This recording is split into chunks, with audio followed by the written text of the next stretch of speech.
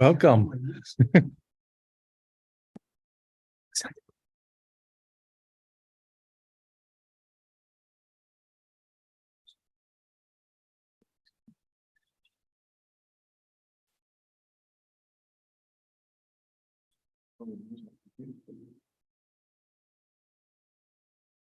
Oh,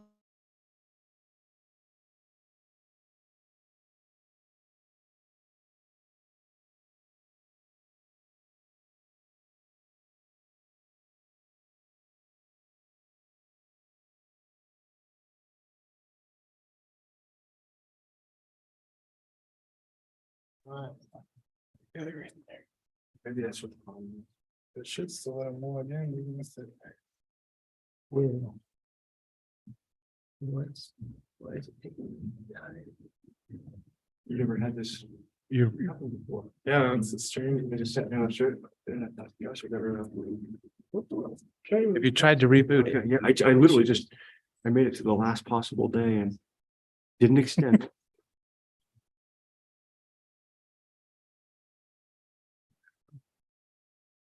And it asked me to read.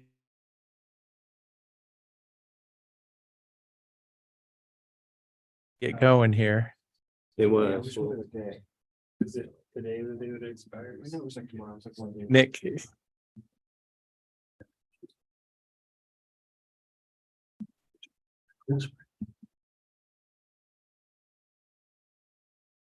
Okay, we'll get our meeting started here. We all set? Okay, thank you for joining us for the Board of Commissioners meeting for 9 a.m. Wednesday, May 31st. First item on the agenda is Pledge of Allegiance. Please join me. allegiance to the flag, of the United States of America, and to the republic for which it stands, one nation, under God, indivisible, with liberty and justice for all. Next item on the agenda is citizen input for any items that are not on the agenda. Is there anyone online? Okay, so seeing none at this time, consent agenda. Some of the consent agenda, with the exception of one very teeny change on the May 12th legislative update minutes.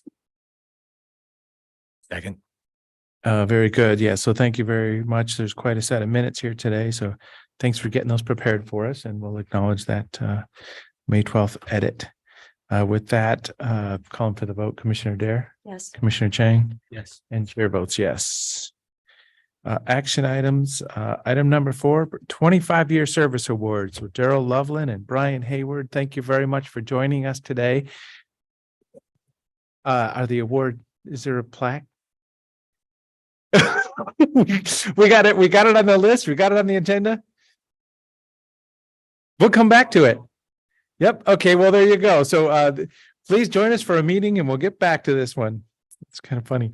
Okay. Item number 5, Community Development Department draft fiscal year work plan. This is a public hearing on the topic. Chair DeBonne, we might want to actually take a break for notice for 9:20. Oh, okay. To 20 minutes. Hearing. The next two are public hearings, so. Okay. Well, off to a little bit rocky start here, but that's fine. So at this time, yeah, we'll just stand by for 5 to 10 minutes, waiting for plaques, and go from there. So, yeah, we'll get right back to the topic. So, I'm glad we started on time. That was really good, wasn't it? Oh. It's all ready to go. I mean, fortunately, I can just walk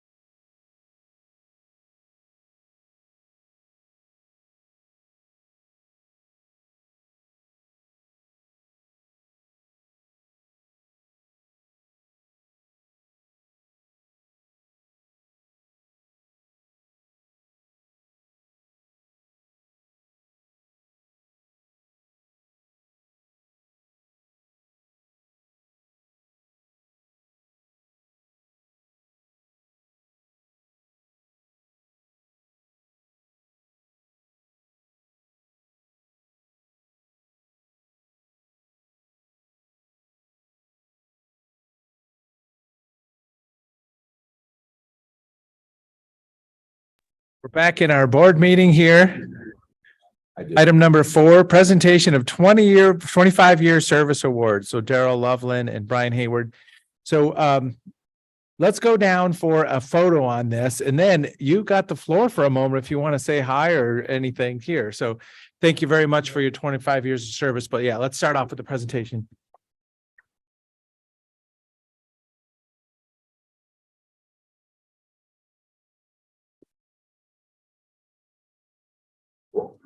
It's flat. So we're in Daryl. You one at a time? Yeah, well, Daryl, congratulations. Thank you. 25 years of service. All right. Did it all spelled correctly? There we go. Okay, good, all is Yeah, good. yeah. It's Great. Well, thank you. Appreciate it. So if we can get a photo. Yeah. So when it- Oh, Make it up the photo today. Nope. All right, yeah, we got a photo. Thank you so much. 25 years, that's pretty.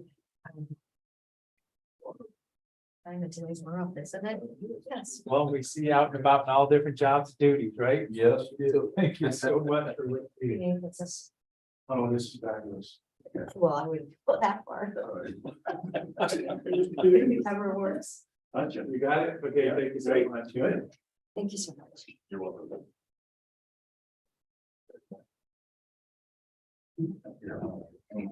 A little bit of recognition today. So Brian, thank you so much for all you do for all your years of service. Thank you. Here's your flag. Very good. Thank you very much. Yeah, 25 years, it's been.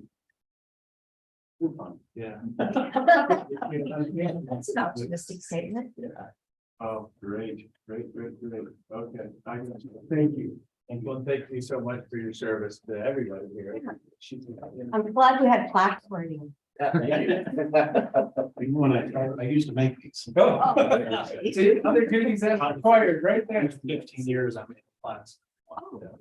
So you can see the ones that are shaped like the county. I made those. Should we go back? Dean says good or? Yeah, there's. Yeah. Let's not go there. They're not made by me, so. Thank you very much. Now we want to go there. Oh, wait, Lee, were you gonna say anything? Well, yeah. So, Were you gonna say Little- anything about this? meeting? yeah, I was a little disjointed, but yeah. Next Now time, that they're out of the room, did you want to say something? say something really nice. Yeah, we'll finish it up. Well. Mm. Incredibly. Lee Randall, Facilities Director. I'll just comment, Brian Hayward is our maintenance supervisor, been with us for the department for 25 years. When I started 11 years ago, we worked hand in hand. And then we've both had the opportunity to move into different positions together. He moved to supervisor and I'm in the director position. So it's been great working with Brian over the last 11 years. And then Daryl Loveland, again, 25 years. He's one of the mainstays of our landscaping team, mail delivery, building maintenance, and he's been a steady hand with the department over that entire time. And again, had the privilege of working with him for the 11 years that I've been with the county. So it's exciting, and it demonstrates the kind of commitment we have in the facilities department across the board. So thank you for Well, and I think taking the time to recognize them. of the changing seasons, the job's always evolving from plowing snow or cleaning up entryways to cutting grass and managing Worrell Park or anywhere around all these buildings. So thank you very much for what you do and the long service to our community. Thank you for taking care of our buildings, for our grounds and everything else. Here we go. Now we completed it today. Yes. So we are published for 9:20 for a public hearing on the work plan. If we want to take a moment for any other items, so we can kind of fit that in for 10 minutes. I think, as I say, I was able to dial into the board meetings while I was on a trip to the Western Interstate region, the Western Commissioners of the United States getting together in St. George, Utah, which is Washington County. It was really interesting. I met the 3 commissioners from Washington County, Utah, southwest corner of the state of Utah. And they're a population of about 200,000. It's kind of a second home area. It's all about water there, having water supply. They've got a countywide water district for municipal water. There's some agriculture down the different valleys. So it was really interesting, even just seeing the kind of parallels between our county and Washington County, Utah. That was very valuable to go see. Little report on the trip. Any other items just to bring up while we're I'll just note that I participated in a raise the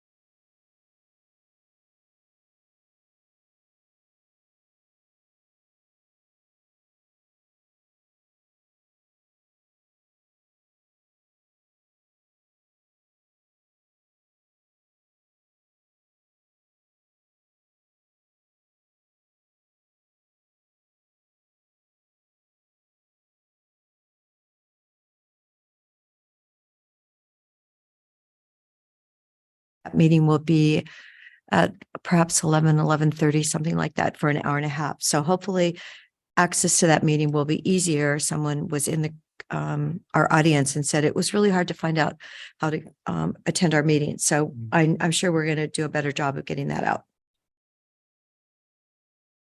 Great. Well, I'll acknowledge the prescribed burn schedule this year. You know, it looks like it's that kind of special time. We haven't seen this many prescribed burn ignition projects on the ground. I don't know that I've seen it ever, as in every day we've been prepping for it for dozens of years probably, but every day there's just another couple hundred acres being managed and burned this spring, which is wonderful. I know the Smoking Sisters really got bad, but It was just in Sisters. yeah. So Like you'd go to the town, the city limit, and you'd drive in and the smoke would be just like Right there. sitting in Sisters. I don't think it was probably good for the weekend. And then when you leave on the other side, know you drive out of it. So I know it was very strange. When I always say, we should still celebrate 2 days of managed smoke much better than a week or two of unmanaged smoke. So yeah, I mean, celebrate the fact that those prescribed burn projects are being completed on the ground. We've seen it, forest fires are raging and then they just lay down when they get to those managed areas. So which there's is real one, exciting. there's a burn today in Sisters, 115 acres, 4 miles northwest. And then there's also a burn 193 acres, 5 miles east of Sun River. So yeah, we're gonna have it on several spots in our county. We still haven't gotten to any of the areas, the burn units in West Bend yet, though, this year. So can look forward to that, hopefully. And if not, then we'll fall even farther behind. Okay, as I say, we're just standing by for 20 minutes, 9:20 for a public hearing on the community development work plan, and then following that will be another hearing. So at this time, we're going to stand by for 4 minutes.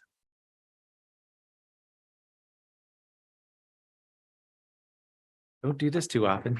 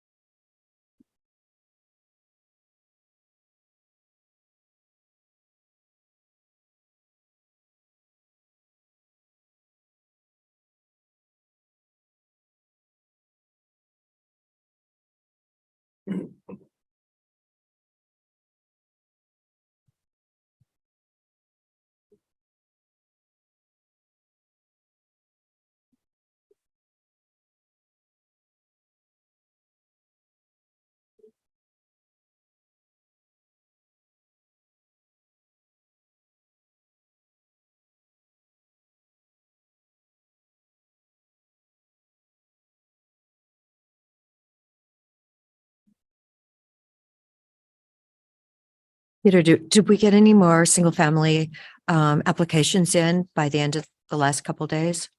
I think Sherry said we were at 25 when we had our budget meeting. Commissioner, I don't know the answer to that question. I can certainly let you know. I know that land use applications exceeded our expectations. But I don't know about single family building permit applications. I know that last week the number of inspections that were performed were north of 200. So the team was very, very busy. That has since kind of come down a bit, but yeah, I can let you know. Okay, I just was looking at the chart here. And it was like 500, it went down to 560. It's on page 27 of our packet, or it's page 18 of your packet.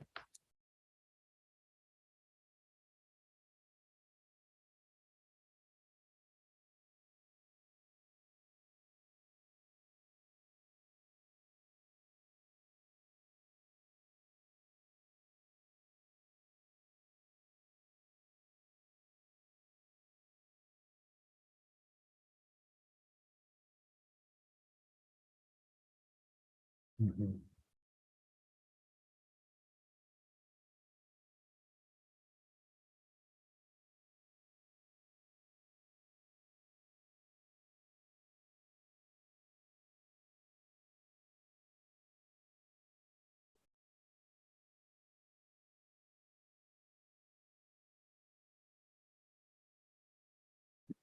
Well, I'll get started with just kind of the introduction here. So, looking at the agenda, sometimes we have public comment that really slides our whole agenda. And today we just didn't have any to get us started. So that's how we got to this moment.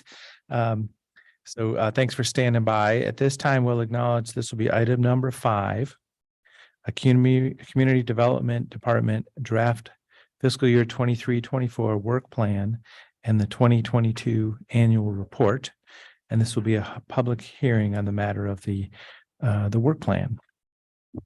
So with that, please proceed. Thank you, Mr. Chairman and members of the commission. Peter Gutowski, Community Development Director. I have a very short PowerPoint presentation for your consideration. The board is well aware of the integral aspects of this document. There's a memorandum and the work plan itself for those that are in the audience or participating or watching remotely. I will note that to date, since the Planning Commission's process, we've just received one correspondence that was from James Lewis, who represents the Sun River Homeowners Association as their executive director. Just his points were articulating to the extent that there's a task force that's ultimately convened for short-term rentals, that he sees an opportunity for Sun River and certainly he or his staff to participate in that. Short-term rentals is a topic in the work plan, but just wanted to recognize that testimony as we kick this off. So briefly, this presentation, I'll summarize the work plan in just a couple of slides. There's an opportunity to answer any county commissioner questions. The board will open the hearing.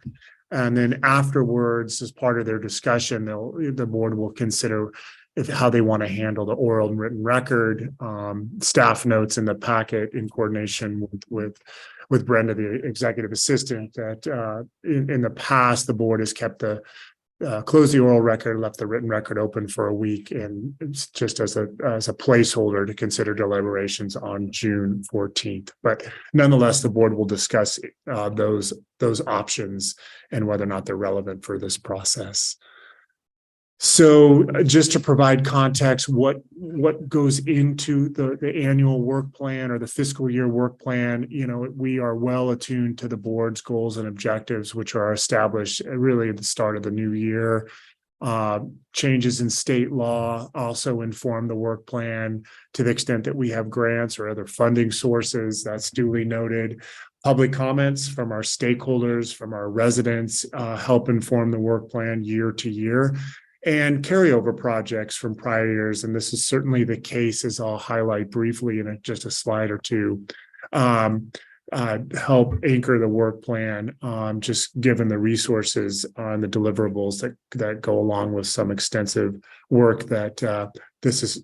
Will Groves, the planning manager, is behind me, but his team is involved in several projects that span a single year. So timeline, the Planning Commission held a work session and a hearing in March. In May, the Historic Landmarks Commission reviewed and made recommendations strictly along the Certified Local Government Grant, which offers some funding for our Landmarks Commission. Later in May, the Planning Commission offered their recommendation. That recommendation I'll summarize momentarily. It's also noted in the memorandum. And then this month, the board held a work session. Of course, today is the public hearing. So some general themes that I think are worth recognizing. We're really committed to continuing our online services and investments in technology around our website, around e-permitting, to meet our customers' expectations. I'm extremely proud of the investments that have been made for years and that we continue to prioritize to ensure that our customers have immediate, convenient, accessible information to help inform their interests or their projects, and that they can track those projects throughout their existence. I also want to acknowledge that we continue to provide construction, plan review, consultation, and inspection services throughout rural Deschutes County and the cities of Lapine and Sisters. Our team in the on-site wastewater division regulates through the state on-site wastewater rules, on-site wastewater treatment systems to ensure that they're sited and functioning properly. And then they're also committed to addressing public health and resource protection. In fact, Todd Cleveland, the manager of on-site wastewater division this week, is going to be coordinating with, I want to say, Central Oregon Intergovernmental Council on funding opportunities that can help with funding alternative treatment technology or septic systems that certain residents may not have the means to to obtain, but that there's some resources available. And so that was funding that was provided on I think at a tri-county level. So staying on top with those resources to, again, provide on-site wastewater opportunities. Again, as this board is well aware, the Land Use Planning Division continues to receive and processes complex land use applications. Some of those find themselves to hearings officers and the Board of County Commissioners. One this morning, it's obligated to go to the Board of County Commissioners. So not insinuating that every land use matter that gets to the board has a certain amount of volatility, but nonetheless in Deschutes County, we see land use applications that have a certain complexity to them. Of course, our staff is well aware of the priority that the board has is addressing affordable and workforce housing and the collaboration that goes into that, whether it's with our property manager, our cities, to ensure that we're maximizing in our jurisdiction rural land use strategies. And of course, we're attuned to any new laws that come or opportunities that come from Salem to provide housing or other economic development opportunities in Deschutes County. So, of course, the legislative session still in place, and there's several bills that we're monitoring. Just want to quickly highlight the long-range work plan. Many of these projects are those multi-year projects. We know that the board is very interested in implementing legislation pertaining to rural accessory dwelling units. There was a question just before this meeting started. When is the board going to get updated about rural ADUs? And that answer is Monday, June 5th. Will Groves and Kyle Collins two staff members from the planning division, Kyle Collins, an associate planner, will debrief the board, and we're looking for some board direction on how to ultimately bring some amendments before the board and get those adopted so constituents who are eligible can take advantage of rural ADUs. Next fiscal year, the board's going to be in a position to adopt an update to our comprehensive plan. It first has to go through the Planning Commission, but ultimately the board will review updated goals and policies. That process, in terms of formal amendments, we anticipate kicking off in the fall. So again, this has been a multi-year project. We've had robust community involvement with our residents and our stakeholders, and anybody who's listening in person or online, you can check our website, find an internet search engine that you like, search Comprehensive Plan 2040 update. There is still ample opportunity to weigh in at this stage, and certainly formally when we have official amendments that we want to make to the comprehensive plan. Other amendments that will be made to the comprehensive plan document, not necessarily affiliated with the 2040 update. We will be kicking off the adoption process to update the Tumalo Community Plan that was funded through a state grant. We also, this summer and into the fall, will be in a position, and the Board of County Commissioners ultimately is the reviewing body and the decision maker on those updates, but the Transportation System Plan, looking out 20 years to make sure our transportation system, in terms of rural collectors and arterials and how it informs capital improvement projects, that adequately reflects the demands that are being placed on the county. And that's in partnership with the road department. Later this summer, and I suspect it'll spread into the fall, there's conversations about not just conversations, but a package of amendments that the board will consider on updating the mule deer wildlife inventory. Staff will be coming back late in June with an update and looking for direction how to align a forthcoming set of public hearings with the Board of County Commissioners. And the last bullet that I want to highlight, I mentioned it earlier, but we understand through the board's direction the importance of coordinating and supporting our city's growth management efforts as it pertains to affordable housing, urban growth boundary amendments. There's also projects involving both the City of Bend and City of Redmond airports, getting those master plans updated.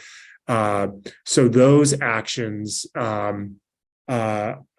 require formal amendments or formal coordination. So we're anticipating some amendments to airport master planning or airport safety combining zones that pertain to Redmond. So more to come on that, but it's just a demonstration of the work that we do in our coordination role with our respective cities. The last point is there are county initiatives that require coordination with the Community Development Department. One is landfill siting. We know that that's coming. That's being led by the Solid Waste Department. We know that there's coordination efforts in terms of a regional emergency center that's being contemplated in or near Redmond, and other projects like that. So we try to stay attuned to work that our colleagues or our regional partners are undertaking. Okay, very quickly, this is summarized in the memorandum. The Planning Commission deliberated just a few weeks ago. In your memorandum, they endorse all the prominent projects listed on tables 1 and 2. Table 1 are those multi-year projects that I've just summarized. Table 2 deals with a lot of the regional coordination that I've briefly recapped. To the extent that there are resources that become available, the Planning Commission recommended developing work programs that maximize community engagement. We always need to make sure that we're staying at the forefront of engaging our community. And I'm proud of our team across divisions, but as it largely relates to land use policy, Will's team has really gone to every corner of the county as it pertains to the comp plan update to ensure that we're engaging our constituents. And so highlighting the importance of staying nimble and using all resources available to ensure that our community residents and stakeholders can express their viewpoints on land use. Dark skies, short-term rentals, water resources, and wildlife inventories were all mentioned as important to stay on top of as the county and the region continues to grow. So hearing format, now I'm transitioning to the extent that there's anyone in person that's interested in participating today, we ask that you fill up a sign-in sheet and submit it to me or Brenda, our executive assistant. If you do provide testimony, please provide your first and last name and your address. To the extent that there's anyone participating remotely, you need to be utilizing Zoom. There's a raise hand feature to notify the chair you'd like to testify. If there's a raise hand feature on the computer or smart device, likely if you happen to be participating by phone, you can enter, I think it's *9 on your keypad. I'm not sure if we have anybody that's participating or wants to participate remotely, but this is just a demonstration that we're trying to be accessible to everyone in our community, those in person and those that might be participating remotely. Okay, next steps. Of course, it's up to the Board of County Commissioners. Staff just offers one approach, which is to close the oral record today, keep the written record open for a week, and then it puts the board in a position to deliberate on June 14th. Alternatively, you could close the oral record today, deliberate at this meeting, or determine that you want to deliberate at a meeting date to be determined. A date is not required. You can also continue the public hearing to a date certain if that was of interest to you. So this is my second to last slide. To the extent that the commission has any questions, I'm available. And if they're planning related, Will Groves is here as well. But I'll pause and see if the commissioners have any questions about the work plan, about the memorandum, or any of the sort before you open the hearing. I'd like to hear a little bit more about the East Redmond plan that county staff will be coordinating with the city of Redmond on.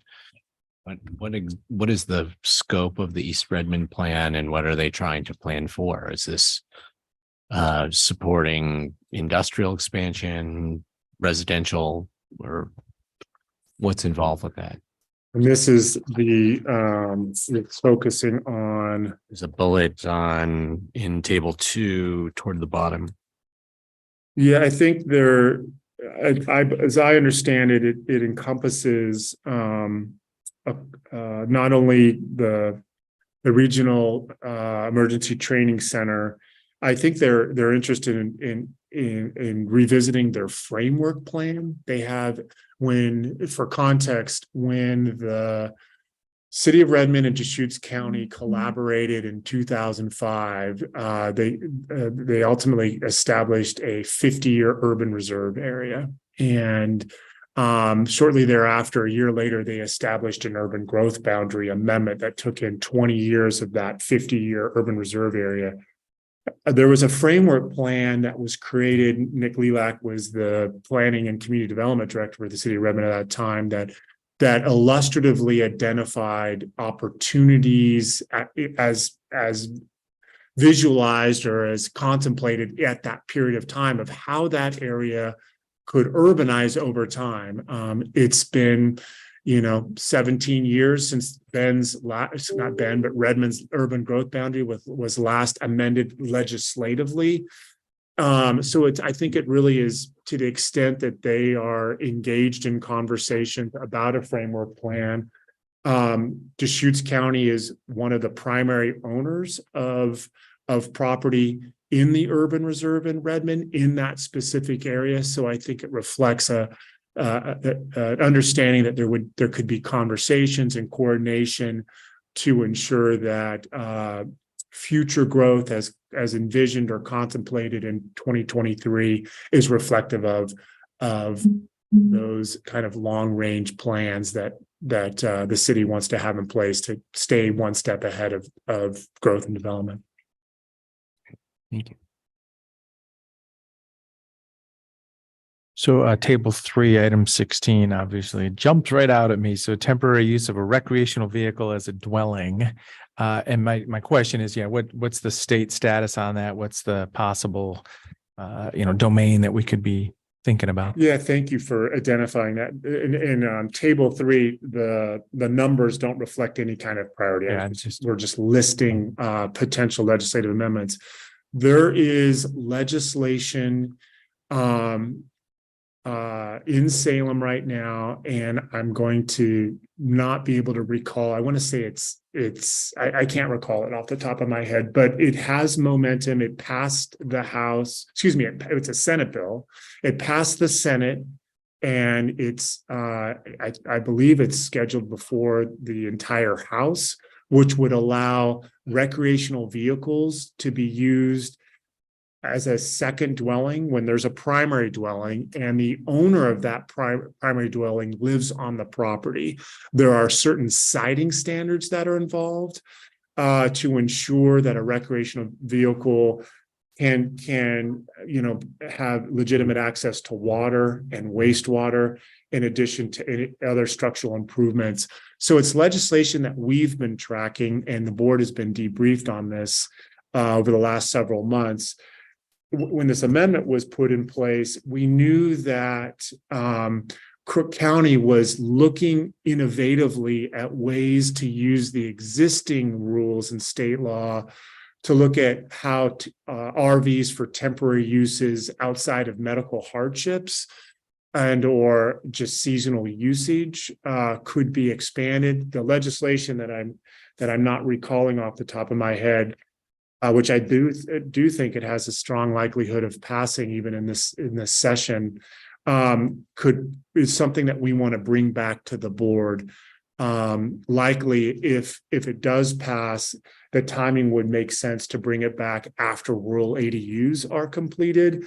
There needs to be clear and objective standards. We would want to check in with the board to update them on the legislation, but the process that our team throughout the department is preparing for rural ADUs would be directly applicable in many respects to RVs, because you need to make sure you have adequate access to septic systems, domestic wells, and there needs to be some structural considerations or protections just given our snow load. So that's a lot of information to share on number 16, but I think hopefully that's helpful in terms of how that could how that could be a potential tool to meet some of our housing challenges in Deschutes County. Well, just acknowledging that it's a legislative concept that's part of the way through the legislature that might be available for discussion.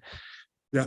If it's passed in Salem. Yeah. And we'll know more in the next several weeks, of course, but the fact that it has passed out of the Senate before we've had the logistical challenges in Salem, and it's before the House, and it received broad support in the Senate. And I anticipate broad support in the House, in which case it could go straight to the governor. So more to come on that piece. But Great. Thank you. it's an exciting opportunity. So table 3 is all alphabetical. Yeah, it's alphabetical. There we go. numerical. I know, I was going, it's alphabetical. It is alphabetical. yeah. You did mention the medical hardship in what you were just referring to as the RV. And I'm wondering, do we have a lot of things that we need to clean up there for medical hardship dwellings? I hear about them every once in a while, and sometimes it seems like they stay for decades after they've been granted. And I'm just wondering, what are we really worried about? But yet people really need them, when they ask. Yeah, good morning, Commissioners. Your planning manager, Will Groves. So with the medical hardship dwellings, we've ended up with slightly different standards for what comes out of the state for those medical hardship dwellings located in resource zones compared to what we have for all the other zones. And we've long felt that synthesizing those would help so that there's one standard that applies to all of them. There's just some minor definitions that would benefit by being cleaned up. The question about leaving them on there, that certainly can be a concern for neighborhoods that, that these things, they are required to provide an annual doctor's note indicating that the medical hardship continues to exist. And there are decommissioning requirements associated with those. And those have resulted in two sorts of neighbor dissatisfaction. One is that, there's a possibility that the structure is not removed and it's turned in illegally into a VRBO or other type of, rental that isn't allowed on the property. And at which point we get calls about those, and those things are asked to be decommissioned, which leads to the second sort of dissatisfaction, which is that because these things are necessarily or temporary in some sense or another, these medical hardships, that the end of the use of the structure for the medical hardship, people tend to not build the nicest things for these and, use older manufactured homes or things that other neighbors might find relatively unsightly. And there's no requirement that they be taken off site. They just need to cease to be used for overnight purposes. So, if you had a medical hardship dwelling, you were using an old manufactured home, for example, in association with that, you're allowed at the end of the hardship to continue to use that for personal use office, man cave, sewing room, anything like that. And so I've heard that, some neighbors find them unsightly in the neighborhoods. That's a concern that's come up over the years. But the primary concern we're trying to track is the unlawful use, where somebody other than the medical hardship recipient is living in there. And we do track those. And we've actually improved our code compliance process to track those annual doctor's notes and follow up to make sure that they are being used for lawful purposes. Thank you for clarifying that you can use them lawfully, just not for someone to live in them. So Right. that's good to know. And Mr. Chairman, during that transition to the legislation that I was referring to for RVs is Senate Bill 1013. For anyone who's interested. Great. Yes. Any other questions? Thank you very much for the introduction. All right, please. I do want to ask about the in conduit hydro generation code amendments. We've discussed this in the past. It was given some level of priority, and now we're just putting it back on the list, and it doesn't have that level of priority anymore. Is that am I tracking that? You are tracking. I know that, and I transition to Will, Kyle Collins has been coordinating that kind of vetting of the nuances of in conduit hydro. So I'll turn it over to Will. Yeah, and so following up on your direction to proceed on that issue, Kyle Collins has had a number of conversations with stakeholders who'd be interested in that issue, ranging from irrigation districts, nonprofits, as well as governmental agencies who might be affected by that. And what we found from those conversations is it seems like there may not be an easy fix to that problem, that there are some persistent concerns associated with that. Certainly, I think the outcome of the previous TSID hydro project was a concern that rules that were intended to protect the river on river projects were being applied to, in conduit projects in a way that, required a type of a level of analysis that might go beyond really what strictly was needed to protect the resource. And that maybe given the general, the advantages of some of these projects, you know, the energy, all of that, that there might be some way to streamline those, or at least make the rules appropriate to recognize that those are two different sorts of projects. Something that came out of those discussions, without going very deep into it, was a concern about the effects of the incentives on water use. Seemed to be really the consistent thing. And you heard that actually in a previous hearing, that irrigation district representative said that shouldn't be a problem, and other people felt it might be a problem, that if you have a turbine and a pipe that produces money when water goes through it, you might have an incentive to run water through it strictly beyond the needs that you might have. Some parties think that that's either legally impossible or practically unattractive. Other parties thought it was significant. So we're in the process of summarizing those discussions, and we'll come back to you. But the hope that there was kind of an easy and consensus tweak to that doesn't seem like it's going to come forward. I mean, is that at a place where it's still a project that could be completed, but it's just a bigger, a bigger work task than we had originally hoped or anticipated? Yeah, and without going too far into it, I think right now, from my perspective, the concern is there a way forward that, it's it looks like it's going to be a heavy lift. It looks like there's going to be strong partisans to it.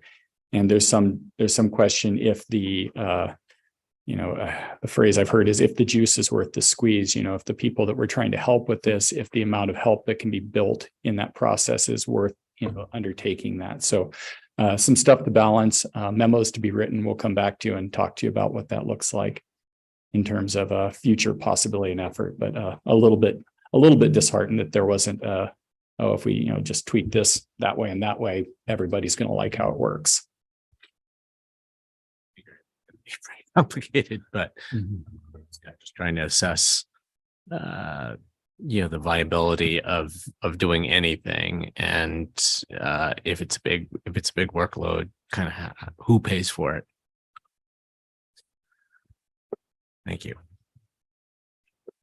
Okay, so as I say, at this time, it is a public hearing on the matter. So this is the Community Development Department draft fiscal year work plan for 23-24. This has been reviewed by the Planning Commission with a public hearing also. Is there anybody in the room to testify on this matter? Please join us.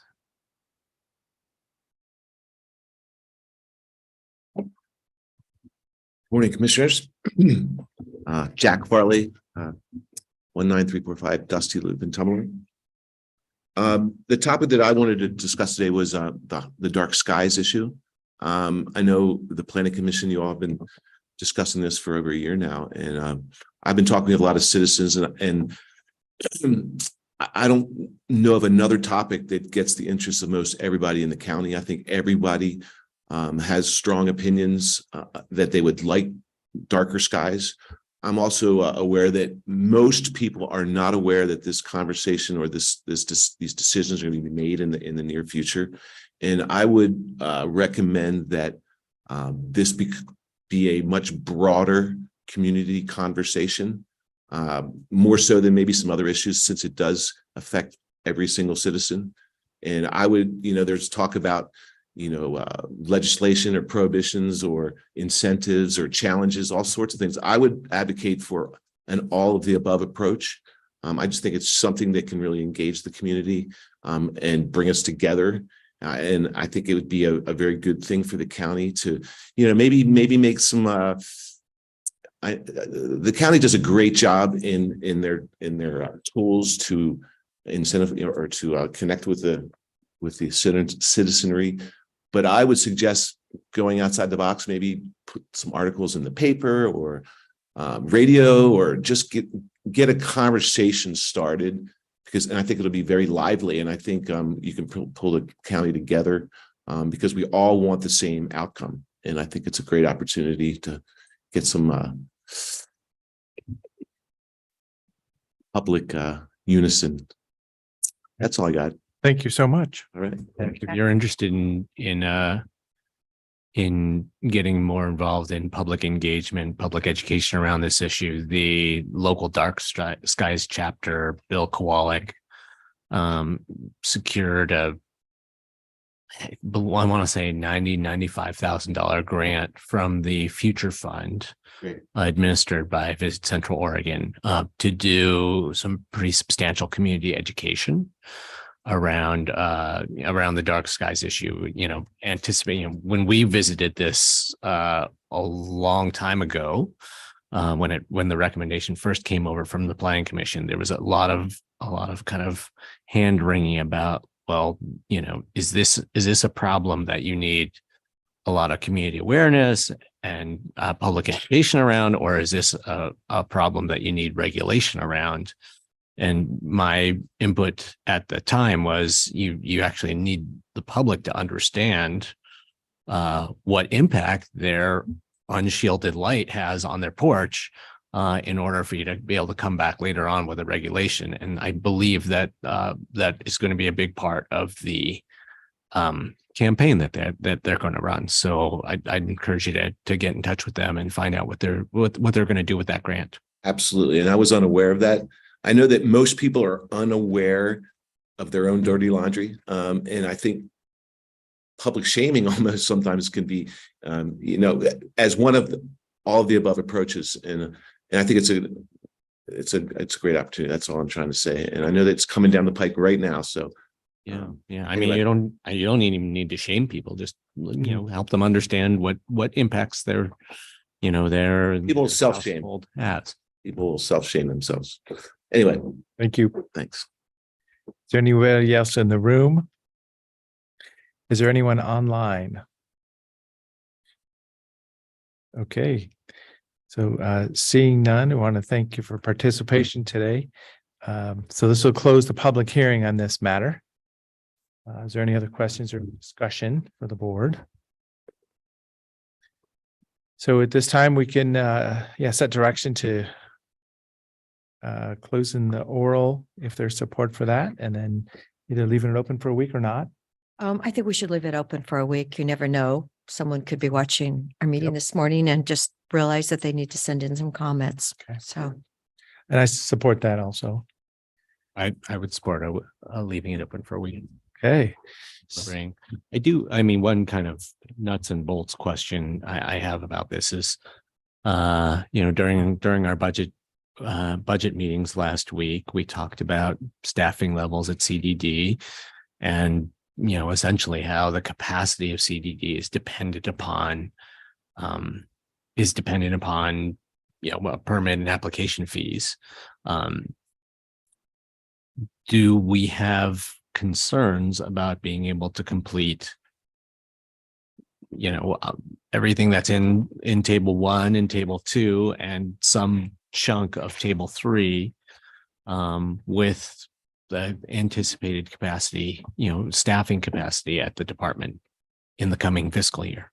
It's a great question, Commissioner. Even if we had unlimited staff, oftentimes the totality of the projects listed in the work plan for the planning division, specifically for long range, we often can't tackle each one. What we use the work plan for is when we finish a major project and capacity emerges, as the board is aware, we will check in with the board and look for guidance as to where that available capacity should be targeted. I will say that, as noted during our budget committee conversations, we anticipate this is due to attrition and due to a retirement. I think there's a strong likelihood that we will be down right now we have 2 senior planners, 2 associate planners, and 1 senior transportation planner. Our senior transportation planner is retiring, and there's an internal recruitment right now for that position. And if it's filled by a long range planner, based on our budgetary volatility, my recommendation is not to fill that vacancy, which would occur likely at an associate planner level. So we will need to be very judicious in our staffing commitments. Of course, there are projects, the multi-year projects we will get finished this fiscal year. There are those as capacity emerges, whether it's a legislative amendment or that we have, there's opportunities to re-engage South County residents, Terrebonne residents, and community and area-wide plans. Any number of projects, if we want to tackle short-term rentals, those are just a couple of examples. We're going to need to be collectively as an organization, we're going to need to be very prudent on ensuring that we don't overcommit. So that's the realities of our budget. To Commissioner Adair, very quickly, since this seems like a transition, our staff is monitoring this hearing, and Sherry responded, we've had 26. So one more. We had one more. Yeah. And those are noticeable declines in what we've had in the past. So all of that to say, Commissioner, that we will continue to maximize our resources, our responsibilities, but we won't be able to replace one full FTE. And again, just given where we are budgetarily, I think it's wise to hold off filling that position until we see more financial stability. Yeah, understood. I mean, there's some really important projects in table 3 that we see year after year after year. And it would be great to be able to get to some of those, but I think we simply need a different funding formula. It doesn't have to be for the entire department, but even just for a couple of long range planning positions, we need a different funding formula for CDD to be able to do some of the important work that we need to do. Okay, good discussion. So yeah, there's support for closing the oral record and leave the record open for 1 week and potential deliberations on June 14th. Great. Thank you so much for your time this morning. Thank Thank you. you, Peter. And thank you, Sherry. So now our next public hearing is set for 10:05. Should we stand by for 5 minutes? So it's just one of those days today. So let's do that. In fact, I'll take a quick break and I'll be right back.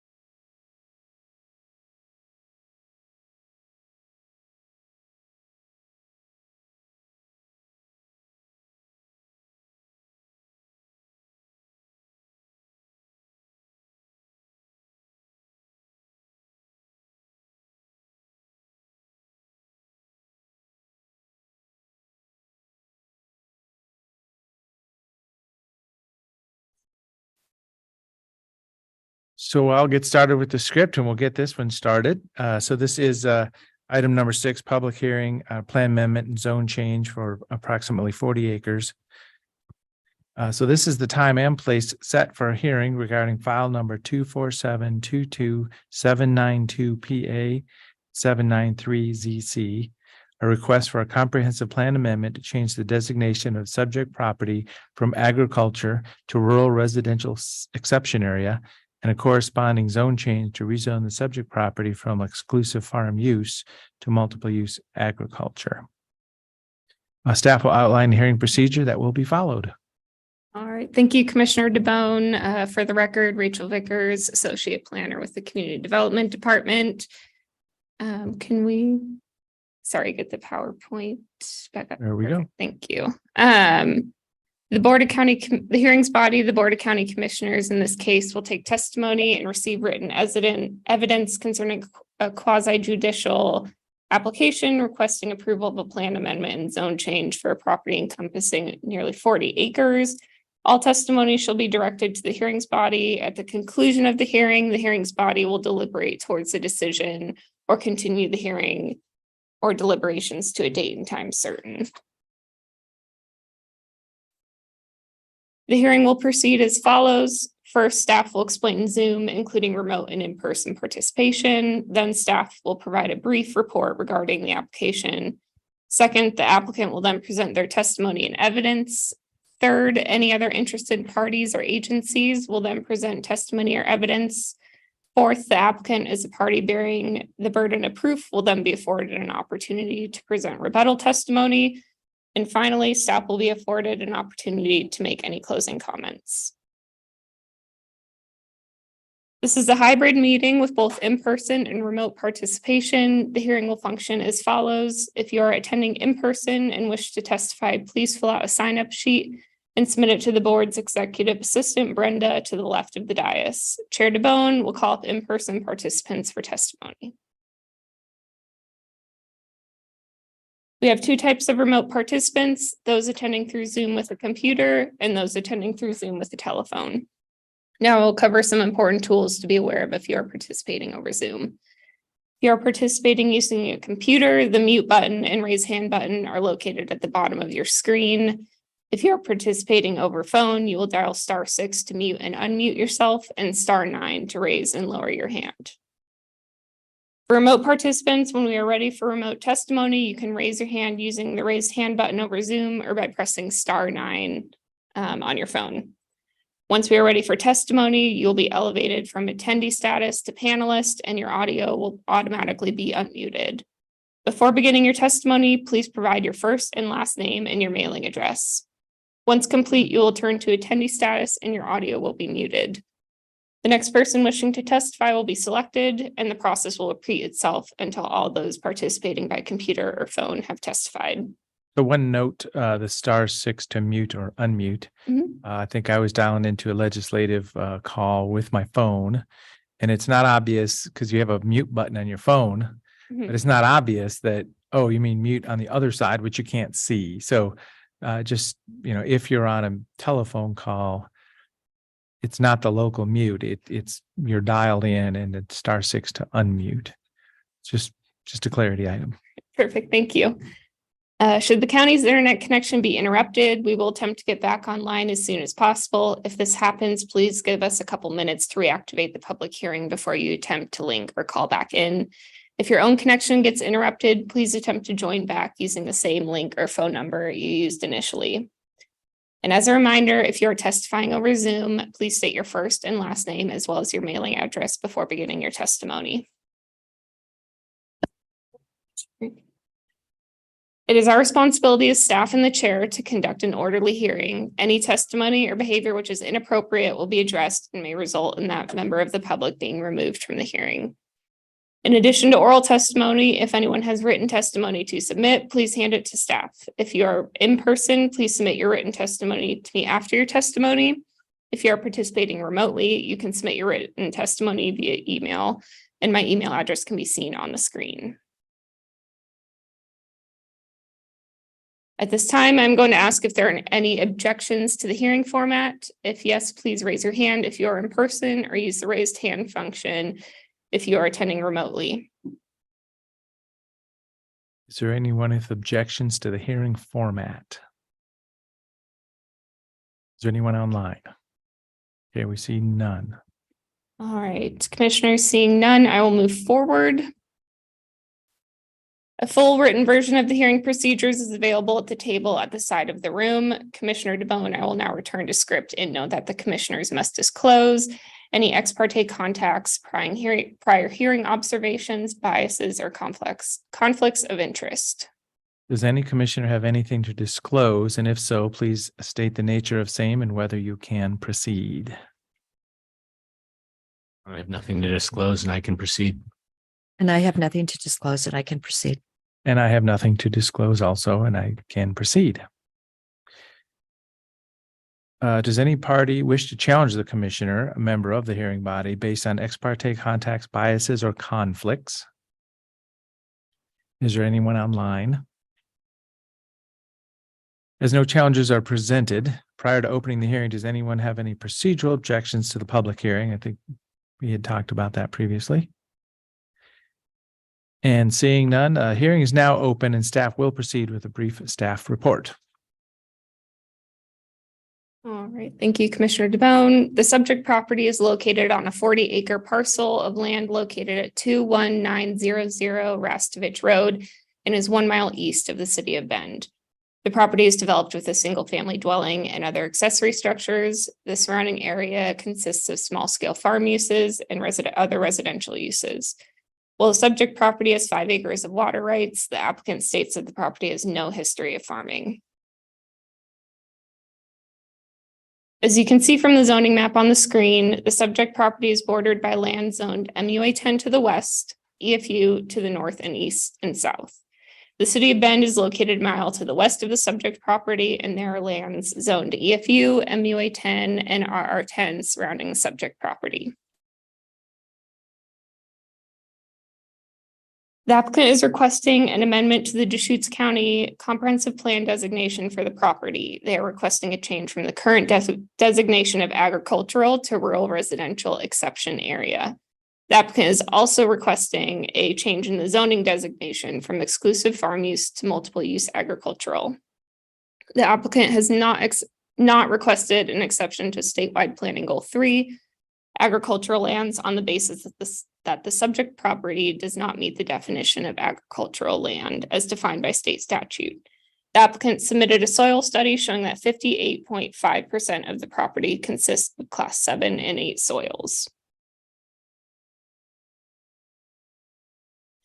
A public hearing was held before a hearings officer on February 28th. 3 public comments were received prior to the hearing in opposition of the proposal. However, staff notes that one of the public comments did not relate to the current proposal. The applicant also included 3 letters in support of the application from nearby neighbors in their application submittal. Central Oregon Land Watch submitted an opposition comment electronically during the hearing, and 1 member of the public testified in support of the proposal. The county hearings officer recommended approval of the proposal on March 24th. Next, I want to provide more information on the quasi-judicial process for a plan amendment and zone change, and where this application is in that process. The first required public hearing was with a hearings officer who weighed the application materials as well as public testimony and provided a recommendation to the board. The second required public hearing is today's hearing. Next, the board will deliberate and reach a decision. And once a decision has been reached, an ordinance is signed to either approve or deny the application. At the conclusion of the public hearing, the board has 4 options to move forward. Continue the hearing to a date and time certain, close the oral portion of the hearing and leave the written record open to a date and time certain, close the hearing and commence deliberations, or close the hearing and schedule deliberations for a date and time to be determined. If members of the public have any questions after the hearing has concluded, my contact information can be seen on the screen. Commissioners, staff is available for questions. Great. Is there any questions on the application? I'd like to learn a little bit more about the 5 acres water rights. Mhm. Is this with COID or is this with Arnold Irrigation District? It's with Arnold. Yeah, I mean, it's kind of hard to tell from the map. What is that water been used for in the last few years? So I can let the applicant speak to that more, but the applicant did state in their burden of proof that due to water availability, they haven't been able to use any of the water rights in recent years. I can save more questions till after the applicant Okay. presentation. Okay, thank you very much. So at this time, the applicant can present. Please join us. So yeah, Mr. Griffin, yeah, you had filled out the form, but you are the applicant, so please join us for the beginning of this process.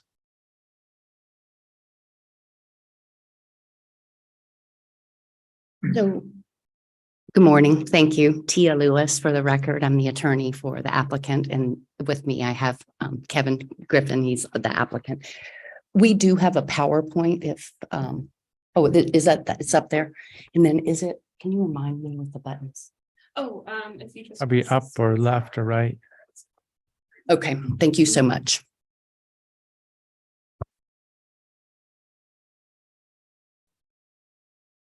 So I have a brief PowerPoint and then Kevin is going to be available to answer any questions you may have about the details of the property.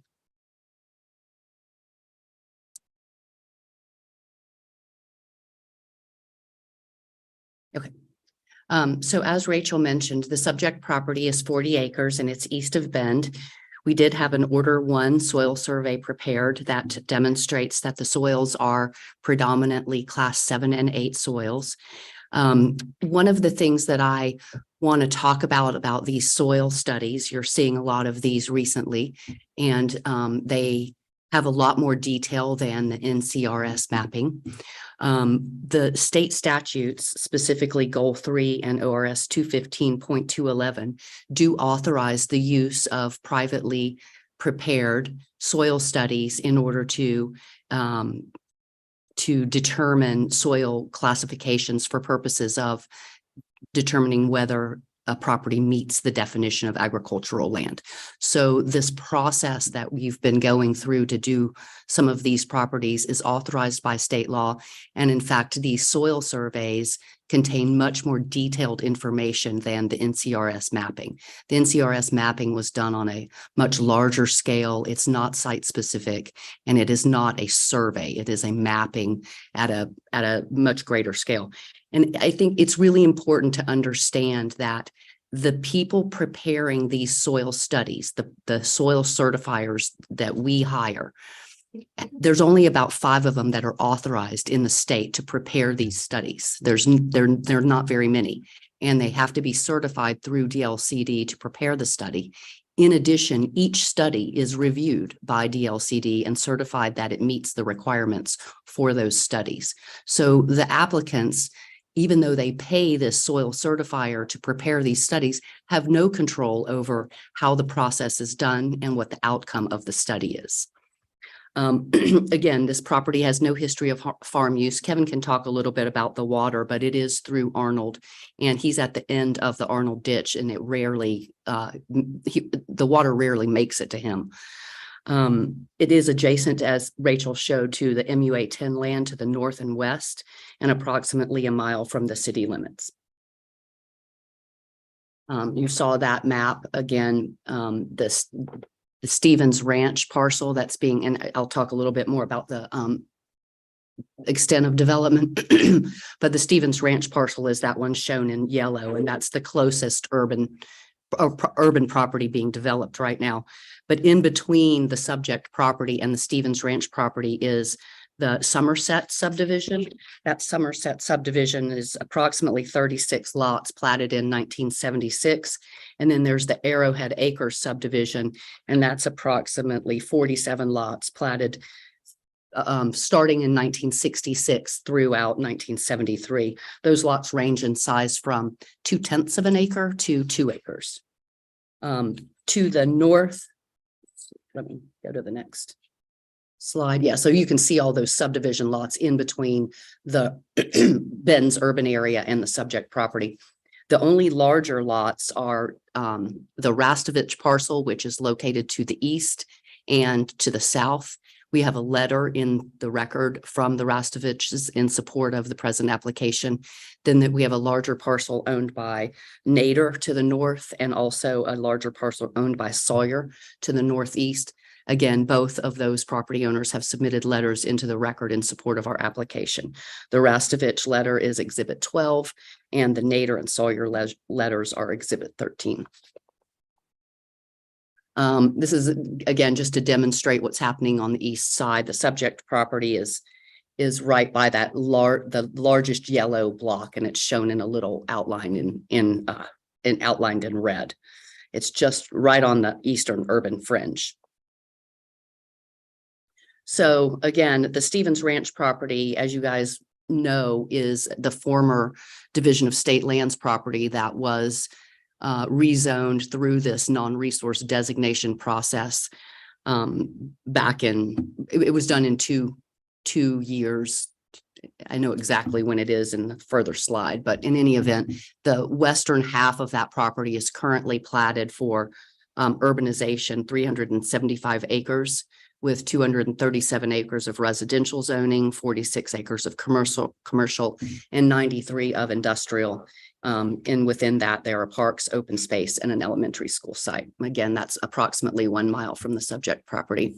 And then the other half of the Stevens Ranch parcel is 261 acres, and under House Bill 3318, that property has come inside the Ben's UGB, and the city is currently master planning that for affordable and workforce housing. So these are the non-agricultural lands that we have taken through this non-resource process recently. The East Side Bend parcel was done in 2019.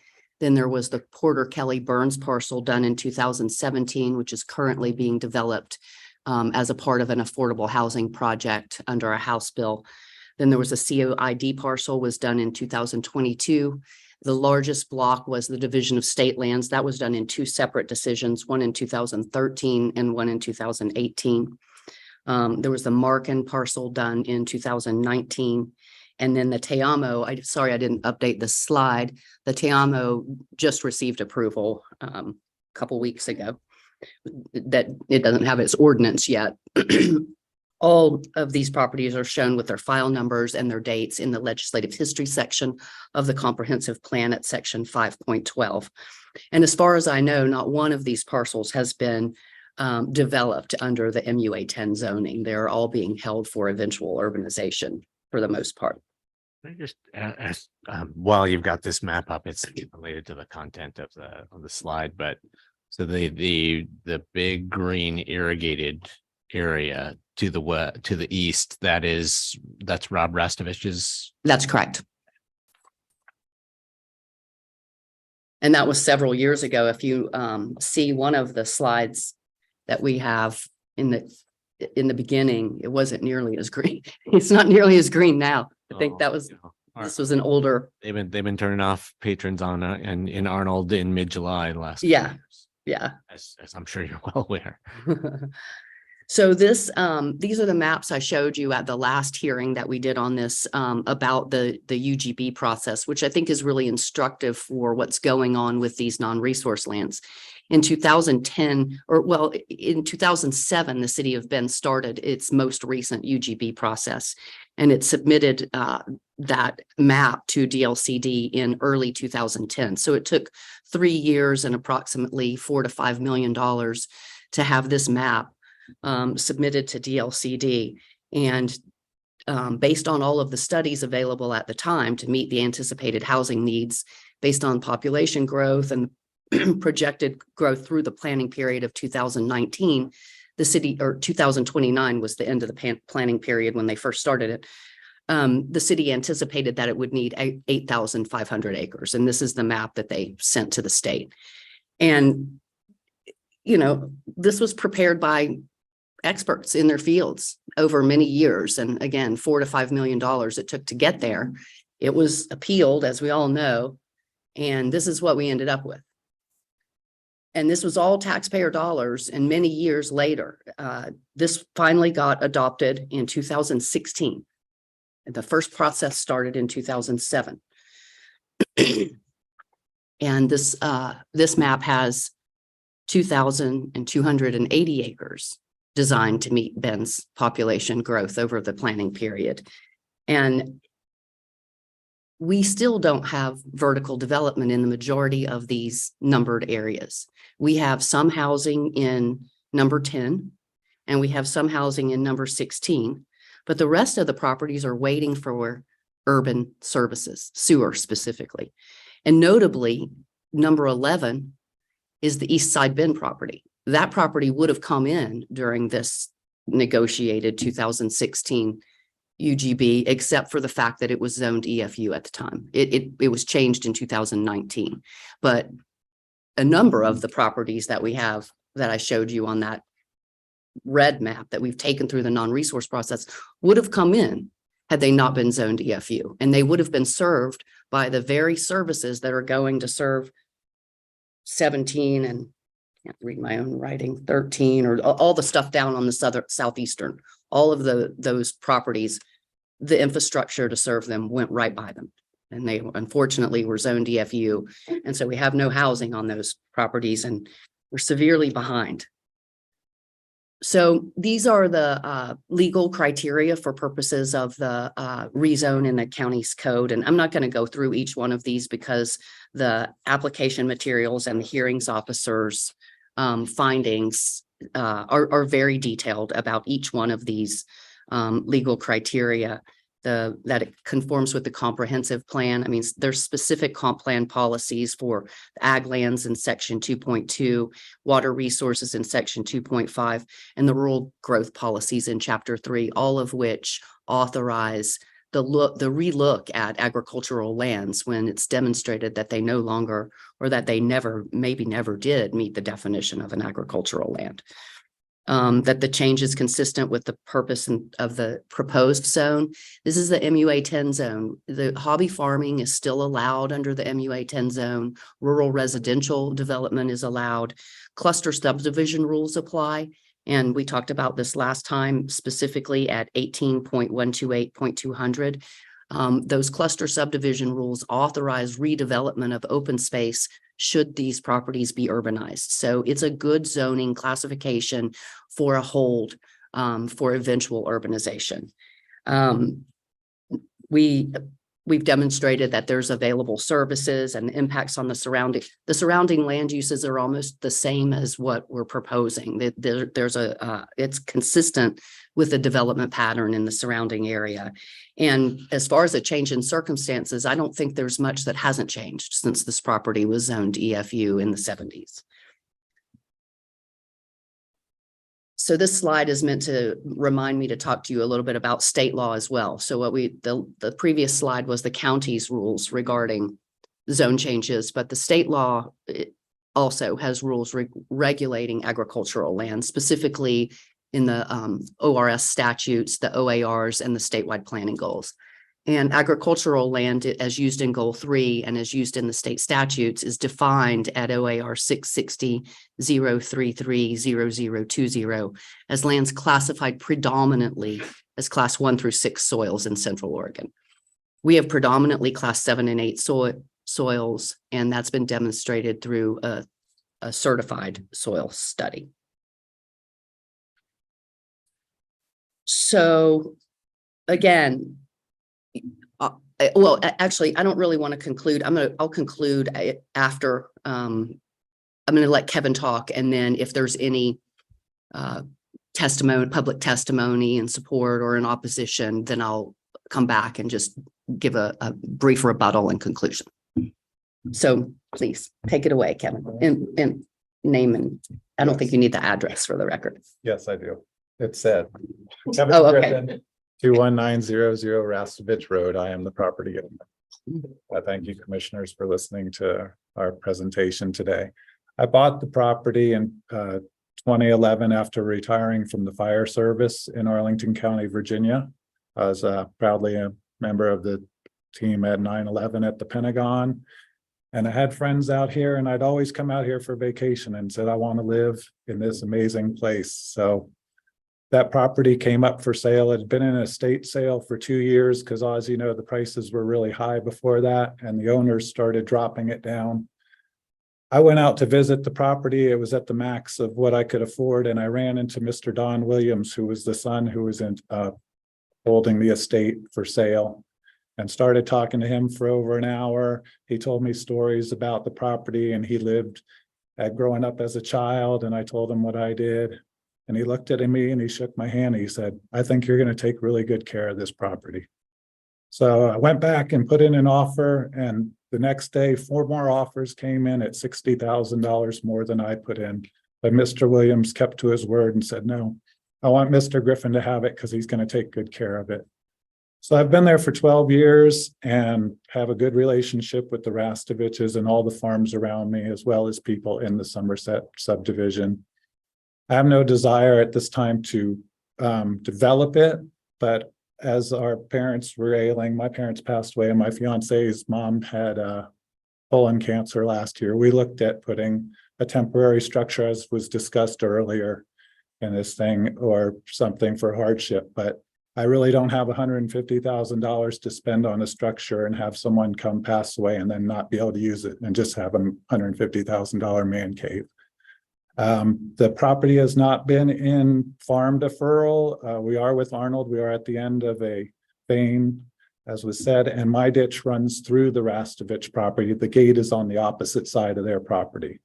So to get 5 acres worth of water to my weir, they have to send over 11 acres worth just to get it through their property and dump there. And all it is there's 3 areas that they let just flood, and it's just grass and weeds. It's not used for hay or anything else. When we had the soil study done, because I offered to let the Rastoviches use that 4-acre parcel on the driveway as you come into the house, it was determined that it would cost over double to irrigate and make hay there than they would recover in just getting the hay.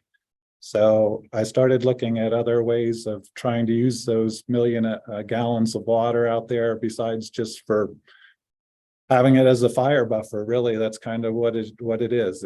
There's just junipers and sagebrush and big cinder butte outcroppings out there. So as you could see from the pictures.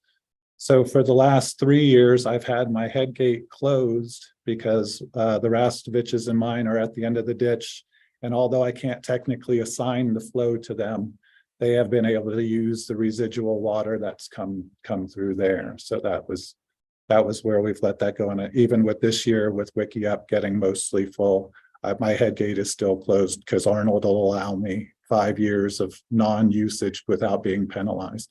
I still pay for the water myself. I don't lease it out, and I know I can't sell it because I'm farm property, and a farm property with no water is going to be useless to anybody in the future as well as me. So I did have a discussion recently because Avion is my water service that pipes to the house.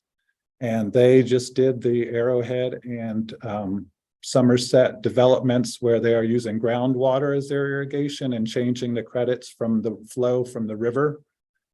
And because I'm next to those other parcels on Somerset, they talked about piping into mine as well, so that I will not be taking from WikiUp or the river in the future.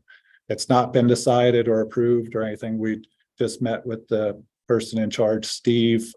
Sorry, I can't think of his last name right now, but they invited me to the meeting that they had for the community. They said, hey, you're right on the line. We might be able to include you in on this program for saving water. So that's where we are. It's a dream property of mine, and I'm going to live there, and I'm not putting houses in front of me or my view of the mountains, or there's no plan on that. Maybe 20 years from now or something, if town moves and we have to move out, then we will. But I like the way the growth has come. I'm hoping that there's good things down in the Stevens Ranch that are more convenient for us to get to from our property, instead of trying to have everything crammed on the west side where it's gotten difficult to travel to. And you can't really bicycle from where we are, especially with our weather here. You get 3 months of non-freezing nights. So I just wanted to give you a little background on where I am, and and what the property's been doing, and it's not been in farm deferral, and it's just a big sand lot actually. And I feel like I'm wasting the water, and that's why I tried to reassign it, but they say technically it can't be reassigned, but it's flowing to the Rastovich Ranch is what it's doing. So that's kind of where I stand with it. And So, Great, thank you. so if you were able to connect to Avion through Arrowhead and Somerset subdivisions, would you then retire the water or like exchange your I would exchange your it canal just rights likely. for- And they have different rules. Right now, if I was to try to upgrade the whole system and do something in different areas, as you saw, it was kind of patchy around where all the rock outcroppings were. If I was to put drip lines and stuff, I would be penalized for using the water efficiently through Arnold. And Avion says that they won't use those same rules. So even if I got you less acres worth of water, but could use it in there, because right now it's around the house and the barn, and it would be up in that front pasture, which is 4 acres, which is empty right now because we have none to pump up to there. So that's where the future was going, is that, hey, it would, because otherwise they were talking about the expense of having to pipe from my gate through the Rastovich property because of the size of the ditches and how it kind of goes across their whole property to get to mine. And just the whole system, has been 100 years there, and it all's looking for upgrading. I'd like to be part of that solution, to be honest with you. So the water comes through Rastovich first before it you're at the end of the pipe, or it comes Yes, through so yours before it goes? Our head gates are on the south border of the Rastovich property. So as it comes in, before it comes in, both of our head gates are there, and then it splits off, and there's a ditch that runs through his pastures, past his house, and through the middle of his property to get to my south fence line where my weir is. So it's a big open ditch that they just have to flow through there. So I couldn't tell you the distance, but it's several hundred yards of just open ditch from my gate to my weir.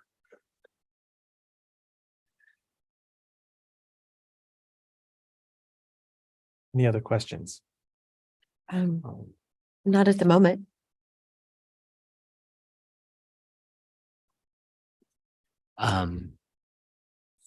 So if this water exchange occurs, there would be Avion would provide you with sufficient water for someone to actually do hobby farming on this MUA 10. Yes, On I these believe MUA so. I'm not sure what their amount or how their credit exchange unit talks. That was the first discussion I've had with them.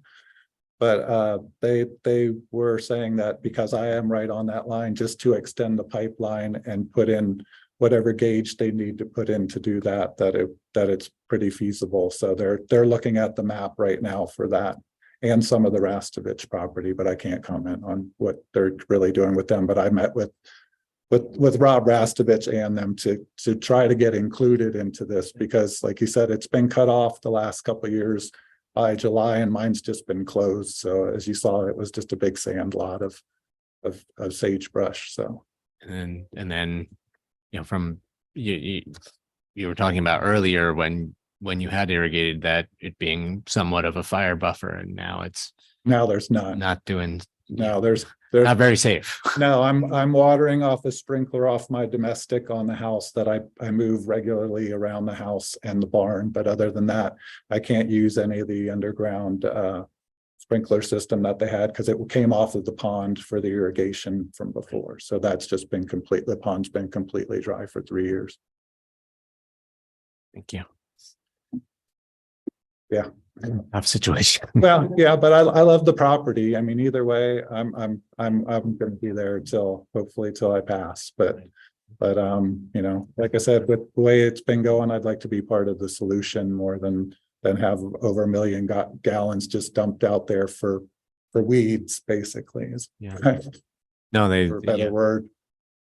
There's a lot of reasons that both Arnold and Avion would want to make that work. So Yeah, and hopefully that'll work. yes, and Arnold sent in a letter as well with when we put in our application that they're in support of us changing this and hopefully making this kind of change in the future.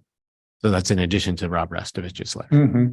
Exhibit 16. Yeah, with it's our directly from application. Arnold Irrigation.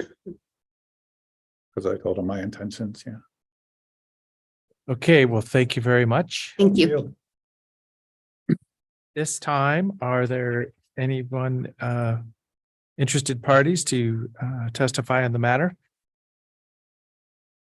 Is there anyone online? Okay, seeing none. We're going to step right through this process. Is there any applicant rebuttal in conclusion? Yeah, so.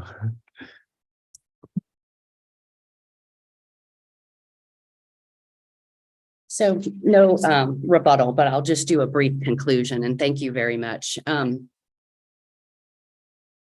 Again, the urbanization idea and the what's going on with our urban rural fringe and the water situation in our community, it's part of the comprehensive land use planning responsibilities for these sorts of things to be coordinated, particularly along the urban rural fringe, that just as the record demonstrates from the UGB expansion process, it's costly and it's time consuming. And these are our public dollars that go into these processes.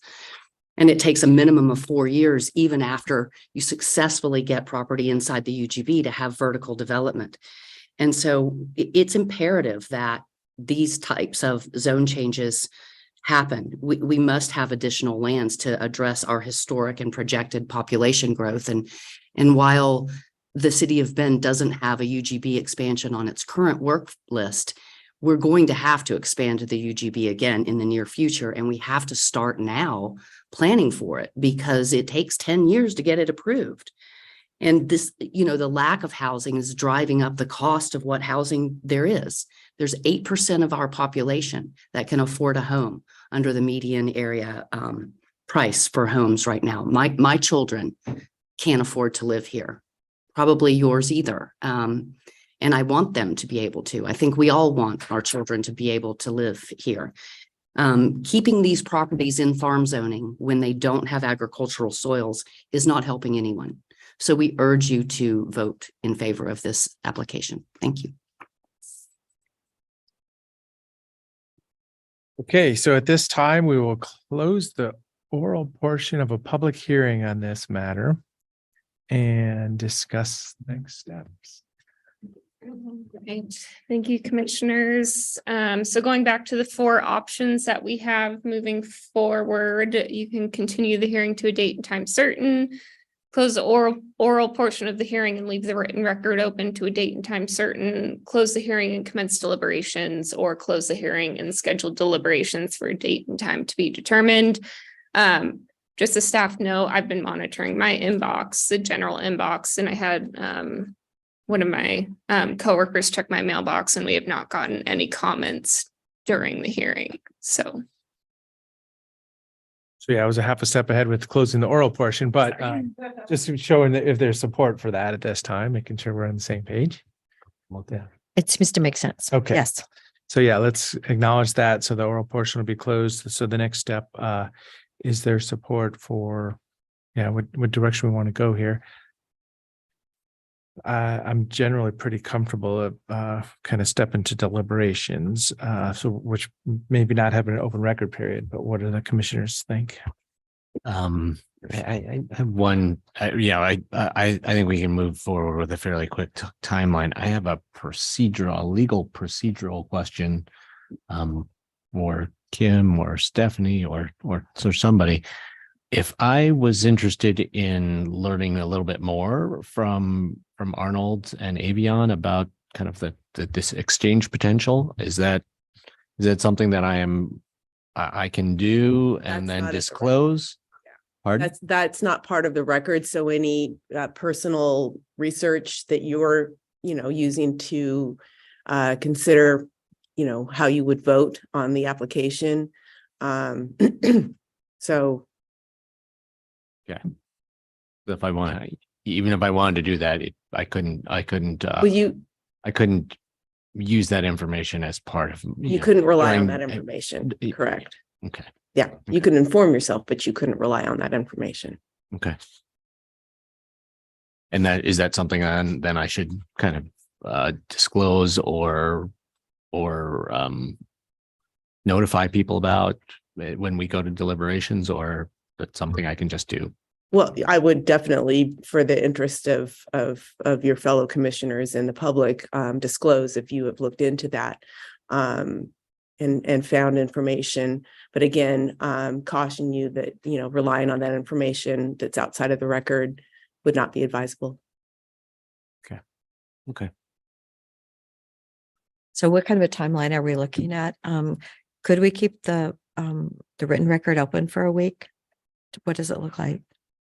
So with the plan amendment zone changes, there's no 150-day Right. Land use clock. This application was submitted at the end of September 2022. So it's ultimately up to the board's, I believe, discretion on if they want a written record.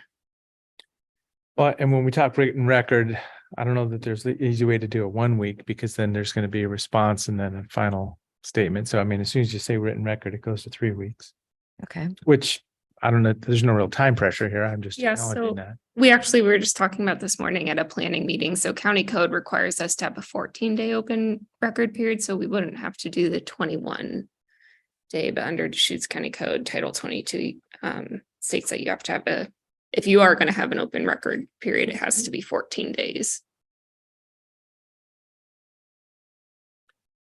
So, if there's a need for looking for more information in a written form, I'd be supportive of closing the record and just setting deliberations for a future date. Maybe a way to go here. Full disclosure. I mean, if you want to learn something or. It's possible that I haven't had a chance to read those letters. I mean, it's possible all the information is just in the letters.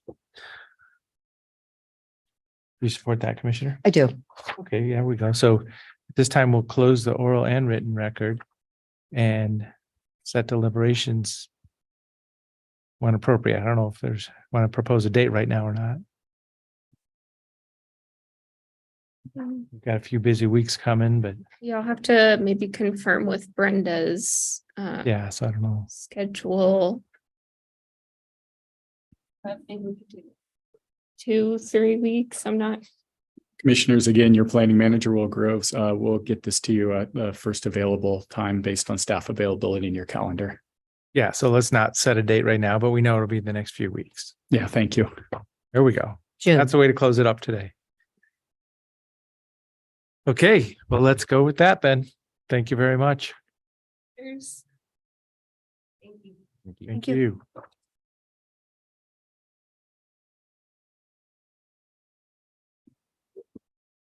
I need to find my Monday one.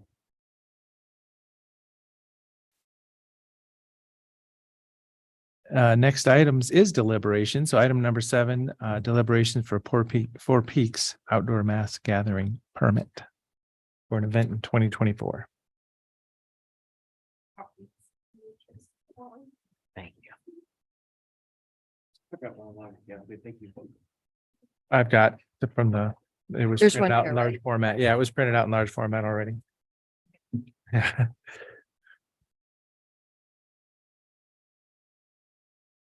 Keep the pulp and paper busy, people busy.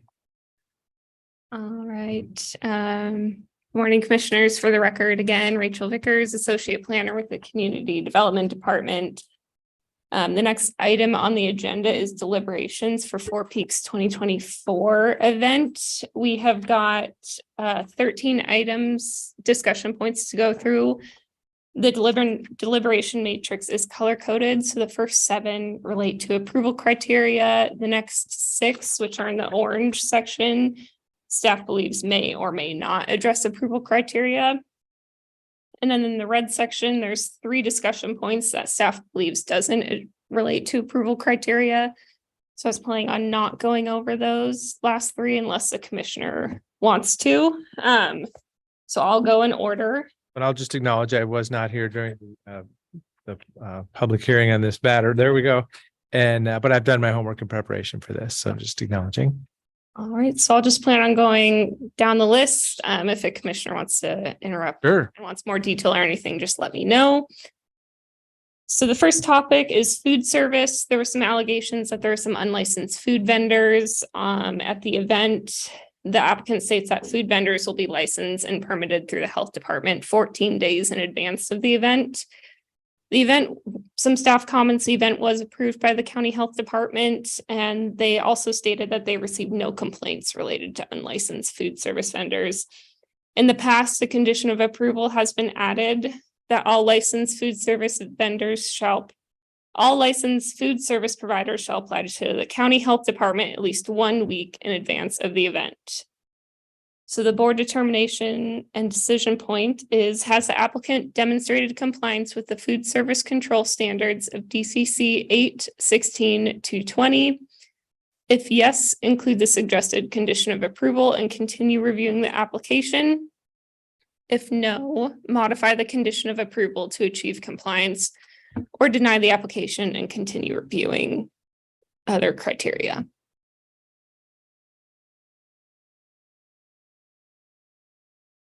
Oh, hey. I think this is an adequate process to ensure that only licensed food service operators will be providing food at this event. Yes, they hadn't received any complaints. So I would go yes. And I'm supportive also proceeding, environmental health and the temporary restaurant inspections, definitely make a presence and yeah, I'm comfortable with the process. All right. And so sorry, just to clarify, does the board want to include the suggested condition of approval? That in the that all licensed food service providers shall apply to the county health department 1 week in advance. So yeah, I guess for clarity on that then, so permitted 14 days prior to the event, I'm looking at the maybe get real clear on what condition we're talking about now. Yeah, so It has been added, so it's in the proposed, because so I was able to review, so the permit in its final proposed form is attached also. Yes, and that includes the condition of approval that all licensed food service providers shall apply to the county health department at least 1 week in advance. The applicant has stated that they're kind of going to exceed that condition of approval and apply 2 weeks in advance. So I guess, the question would be, is this, a licensed food provider could be doing multiple events throughout the summer. Is this a separate process, or is this, if you're already a licensed food provider, you've got your process worked out? I don't know. As in, if I'm a mobile vendor going to multiple events during the year, is this a separate process? Don't you just get the license for the year? I am. Yeah, so stump us on the first one. Okay. Or is this basically like a something that they have to notify, essentially a notification that they will be doing a food service at this event? Stephanie Marshall, Assistant Legal Counsel. I'm not prepared to specifically answer that question. You have licensed food vendors, but to be licensed for the event, I believe that's what's covered in the proposed condition of approval. So they apply to be licensed for that event 1 week prior, if that makes sense. Well, so that'll just be a confirmation that they're going to participate, because as I say, there's difference between somebody who's on the circuit for the summer and doing this every weekend, or Tony's Pizza at the last minute. I've decided to go do it and I need to come up to speed with licensing. So. Correct. Well, I know I've been on the phone with Eric Money one time when there was a problem with licensing somewhere. And it was interesting. He was out on a mountain somewhere and the cell phone coverage, I don't know. 1 week in advance seems to make sense. That's good notice for our department. I don't have a problem adding that as a condition. I'd support this condition. That's fine. Yep, we're proceeding with the condition. Sounds good. Thank you, commissioners. So number 2 relates to fire protection. There are some comments in opposition that related to increased fire risk with large crowds. And then, so this application was specifically approved by the Bend Fire Department for compliance with the fire risk code section, and 3 conditions of approval have been added in the past to this document, and they've been included in this year's as well. The first is that the fire department inspects the premises after it's been set up. The second is that all fire hydrants, sprinklers, and other systems are readily visible and unobstructed for a circumference of 3 feet. And the final one is that all fire and emergency access roads have unobstructed access of 20 feet in width and 13.5 feet of vertical clearance and shall remain open at all times. So the decision point for the board is, much like the previous one, has the applicant demonstrated compliance with the fire protection standards of 816-230? If yes, include the 3 suggested conditions of approval. If no, you can modify the conditions of approval or deny the application and continue reviewing other criteria. We don't know what it's going to be like next June of 24, but I don't have a problem with having those 3 conditions there. I just think it's, I want to be respectful of the neighborhood, and because their comments were about evacuation and fire risk. So just thinking ahead, I think since they've been included in the past, I think it's always good to be on the safe side. And then the review and approval by the fire department, I think demonstrates that there's adequate compliance with code. And I'd support the inclusion of these conditions. And I will also. Right, perfect. Moving on to the third one, traffic control. In previous years, there was some claims that it was an unclear pickup point for Uber and Lyft, and just overall concerns over traffic congestion. The applicant had stated in the hearing that they've worked on those concerns about the Uber and Lyft pickup. There's also going to be 1 traffic control person for every 250 persons in attendance. So for this event, that is 8 maximum. The traffic control personnel will be wearing safety vests, and the ticketing lane is going to be further off of Knott Road to help with traffic congestion on Knott Road. Some staff comments: the application was approved by the Deschutes County Sheriff Department for compliance with DCC 816-250, which is the parking control section. They have also stated that they're going to meet the minimum requirement of 1 person per every 250 people in attendance, and that's specific to traffic control personnel. There also were no comments from the Deschutes County Road or Transportation Planner. And then in the past, a condition of approval has been added and included in this permit that a detailed traffic control plan shall be submitted to the Deschutes County Transportation Planner and Road Department for review. So the decision point for the board, much like the previous one, has the applicant demonstrated compliance with the traffic control standards of DCC 816-250? If yes, include the suggested condition of approval and continue reviewing the application. If no, either modify the condition of approval to ensure compliance or deny the application and continue reviewing other criteria.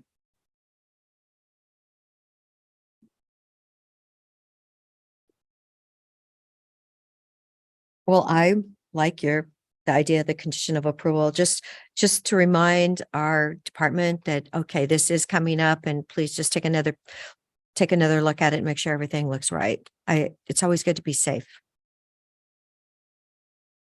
During the hearing, we heard a lot of things about how the applicant has fine-tuned the traffic control process over time.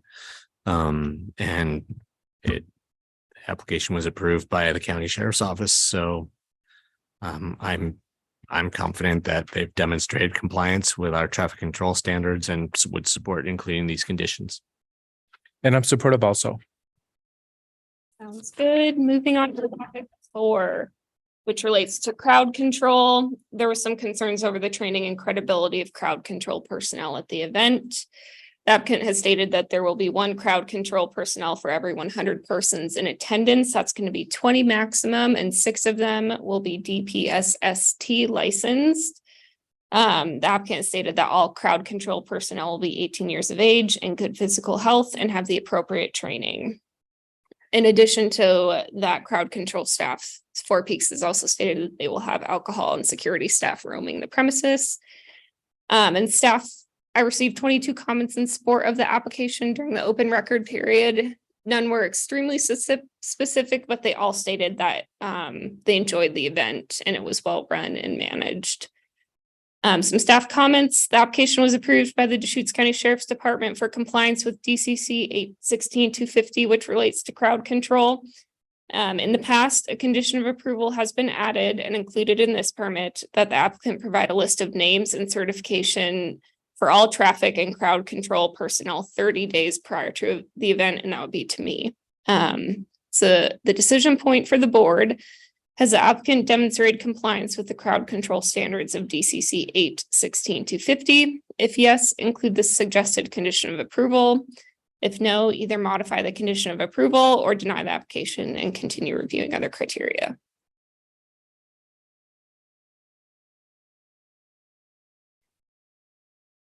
I would say yes, and I'd support these conditions of approval.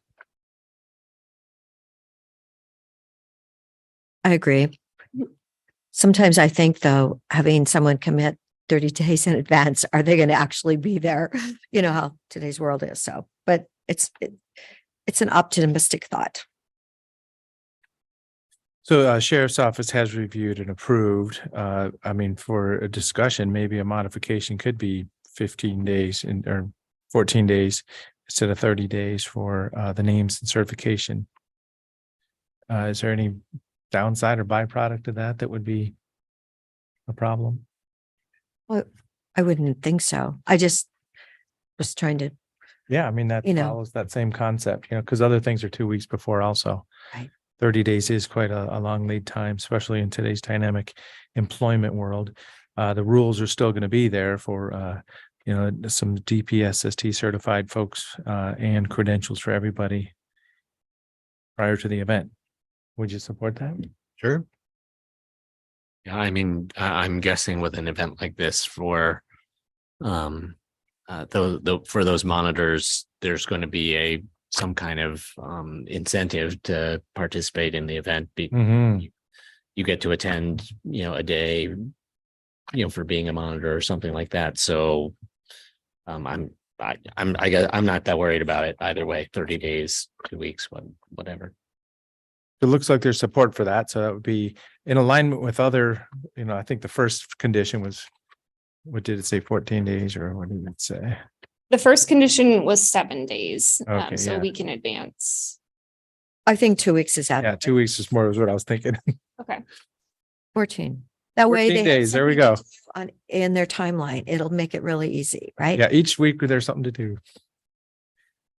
All right, so staff will change that previous condition of approval to 14 days prior to the event. All right. Moving on to number 5, which relates to liquor consumption. There was concerns that many attendees bring their own liquor into the event. Four Peaks has stated that there will be alcohol monitors in areas at all times that beer and wine are sold. The outdoor mass gathering code requires if the sale of alcohol is going to be on premise, then they need the proper permits through LLCC. In the past, a condition of approval has been added and included in this permit that no person shall be permitted to bring alcohol on the premise unless licensed by the state.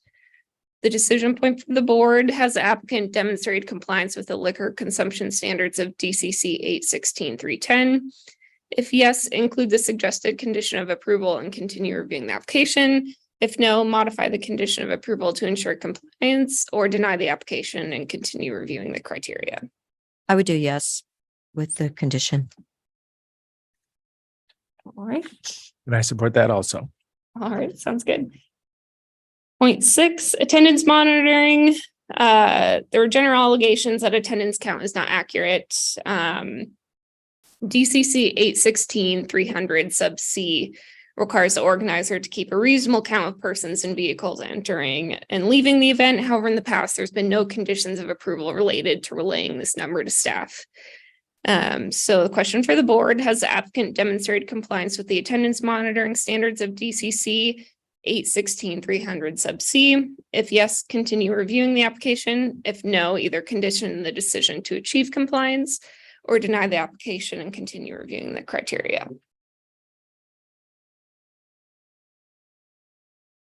Say yes. Yeah, I'm supportive of proceeding, the facilities and the parking, the stages, the areas designed for the number of people that are expected to be there. So, accuracy with reasonable count is kind of a natural for how this would flow. Yes. All right. Number 7 relates to the ambulance waiver that's been requested by the applicant. There were some requests from nearby neighbors that the request for an ambulance waiver be denied. The Bend Fire Department included a letter in support of the ambulance waiver. In addition to the Bend Fire Station being nearby, there will be an AED on site, as well as a first aid station staffed by employees of Adventure Medics. Staff comment the ambulance waiver has been granted in the past due to proximity of the Bend Fire Station. So does the decision point for the board, does the board want to grant a waiver from the requirements to maintain an ambulance on site? If yes, no further action is needed. If no, a condition of approval will be added that the applicant must maintain one ambulance on site at all times. One of the things I asked about during the hearing was like the past record of medical incidents at this event, and there were no issues. So I'm pretty comfortable with an ambulance being 2 miles away. Hopefully it will be 2 miles away. Didn't we just have some incident 2 happen? miles away. Right. Well, no, we had an incident personally one time where it was in Bend and it took them 16 minutes to get in Bend. So, I mean, you always hope. 2 miles is definitely close enough. How many ambulances do they have there? Do they have a couple? It's unclear how many they have Yeah. because Right. levy just passed and they'll be beefing up their ambulances and their staffing as a result of it. Well, it's a year away. So, And with Bend Fire Department letter of support, I would support this proceeding with no further action. so that's yes. Okay, so yes, the board grants the ambulance waiver. All right, so now we're moving on to the orange section, which is topics that may or may not address approval criteria. Again, if the board wants more or less detail, just feel free to interrupt me. So the first topic of discussion is trespassing on nearby properties. There were some nearby neighbors that claimed that there have been concerns with event goers trespassing on their property. Deschutes County Code does not specifically address trespassing or providing any sort of barrier between the event and surrounding properties. And in the past, there have been no conditions of approval related to measures to prevent trespassing onto nearby properties. The decision point for the board: does the prevention of trespassing on nearby properties relate or reasonably relate to an approval criteria? If yes, provide findings and either condition the decision to achieve compliance or deny the application and continue reviewing other criteria, or if no findings required and continue reviewing other criteria. I want to thank, engagement by the neighbors, but I've not concluded that this would be a reason to deny, so I support proceeding. And we don't support it. This is a sense of society, sense of, safety on your private property, but I don't see this as a reason to deny.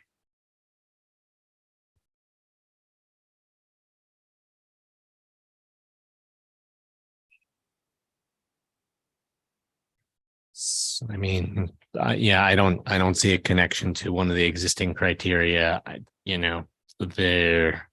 If you wanted to connect it to something, maybe there would be some nexus with crowd control. But doesn't our sheriff's office have something on trespassing? I'm sure trespassing is still against the law. Right. And if Somebody someone calls who's somebody. experiencing trespass wants to call the sheriff on someone who's trespassing, then they would respond as they would to any other trespass call. Okay. All right, so I'm sure they know who to call. So if I'm following correctly, the board does not find this to relate or reasonably relate to an approval criteria, and we can move forward. Yeah, so the answer is no at this. Okay. There you go. I see. All right, topic 2, requiring a water truck on site. There was a request for a water truck to be on site at all times during the festival, even if the irrigation pond was more than 50% full. Deschutes County Code does not specifically address having a water truck on site. In the past, a condition of approval has been added, which requires the applicant to have a water truck on site if the irrigation pond is less than 50% full. That condition has been added to this document that would be approved. So does keeping that conditional of approval requiring a water truck on site relate or reasonably relate to an approval criteria? If yes, either provide findings and condition the decision to achieve compliance or deny the application and continue reviewing other criteria, or if no, no findings required. I think this has been worked through in the past, so a condition has been added, and I support that if the irrigation pond is less than 50% full. So as I say, But I have a question on a technical point. If the pond is full, how do they get the water out of the pond? There are pumps on site. They have pumps there? We heard that at the hearing. Yeah. Well, I just would like to have it repeated. Yeah, so Commissioner Chang's correct. We did hear that at the hearing that there were pumps there. Okay. Mhm. Thank you. so the answer, so no, for no findings required and continue reviewing. Okay. Well, can we have it? Are you saying with the condition? And the condition is included, no further conditions. Okay. I just want the condition there. Okay. Thank you. All right, moving on to topic 3. The fire extinguisher requirement. So one of the comments requested 1 fire extinguisher for every 250 persons in attendance to help address fire concerns. The Bend Fire Department stated that in the past during their inspections, they have seen fire extinguishers on site. Deschutes County Code does not specifically address a certain ratio of fire extinguishers as it relates to fire protection standards. There's been no past conditions of approval relating to fire extinguishers, and the Bend, I did specifically ask the Bend Fire Department if they did have any comments about fire extinguishers, and they did not have any. So does requiring 1 fire extinguisher for every 250 persons in attendance relate or reasonably relate to an approval criteria? If yes, provide findings and either condition the decision to achieve compliance or deny the application and continue reviewing other criteria. If no, no findings required and continue reviewing other criteria.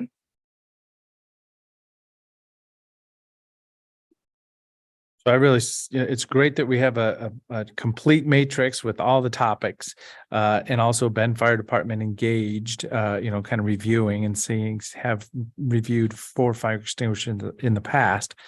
So I would come to that same concept of no additional findings required. I would say no additional findings required as well.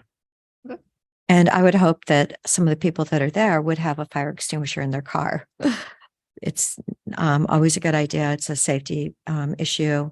I had a fire once and 3 people jumped out of their cars with fire extinguishers and put the fire out. So I try and carry a fire extinguisher all the time. And we've always had one in our RV right inside the door too. Yeah. Well, I carried in my vehicles because it's just, it's like one of those things. All right, moving on to the next point. There was some concerns over how many crowd control personnel were certified, and there was also a specific request that Four Peaks provide details on the training program that crowd control staff go through. There will be 6 licensed personnel on the premise and up to 14 volunteers to maintain a ratio of 1 crowd control staff to every 100 persons in attendance. Deschutes County Code requires that all crowd control personnel be 18 years of age and good physical health, have training that is acceptable to the county, and wear an identifying uniform. A condition of approval has been added in the past that the applicant provide a list of, which includes all of the above referenced information within now 2 weeks prior to the event. So does this additional, does the requirement of providing more details on the training plan relate or reasonably relate to an approval criteria? If yes, provide findings and either condition the decision to achieve compliance, deny the application and continue reviewing other criteria, or if no, no findings are required.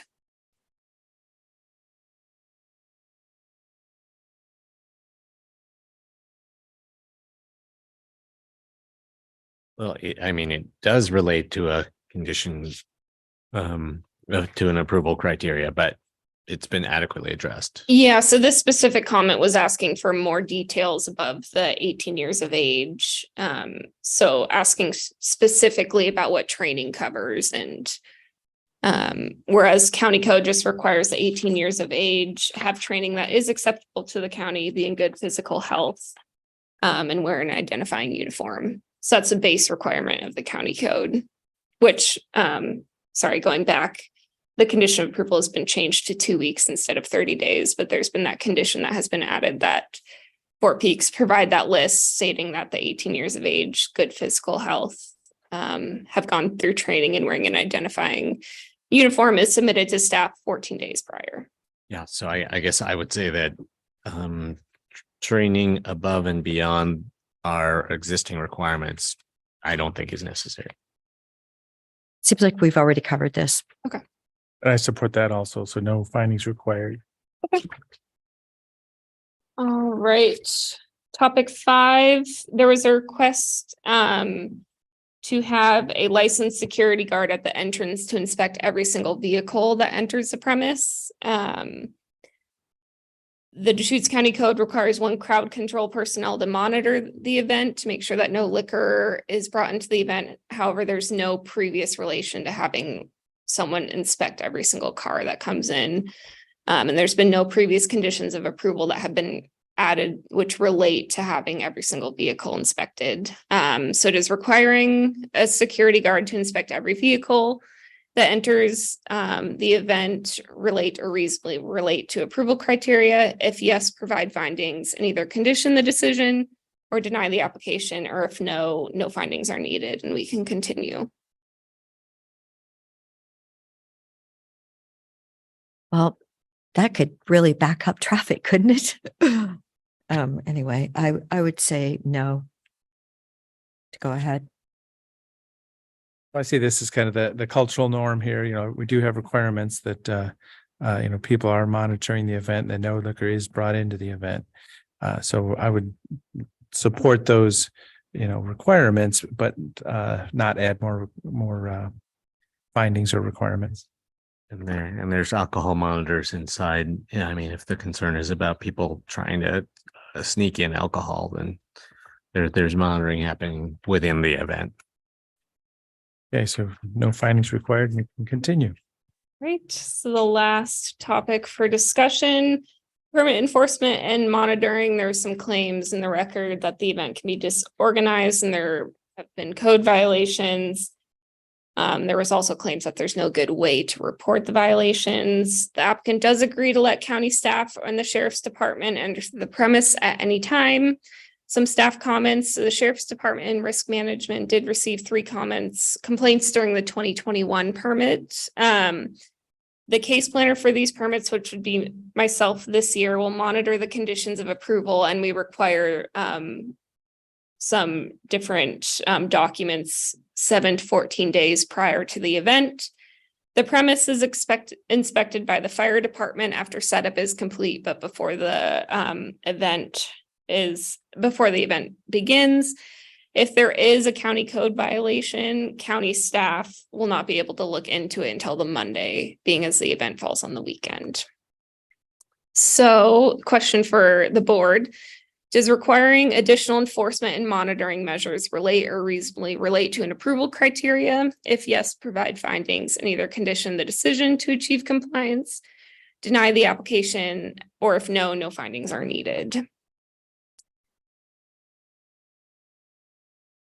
So there's, I mean, that you do all this advance work and then you're relying on crowd control and alcohol monitors and other people to kind of keep things in order during the event. And then people do have the opportunity to report a code violation or to allege a code violation.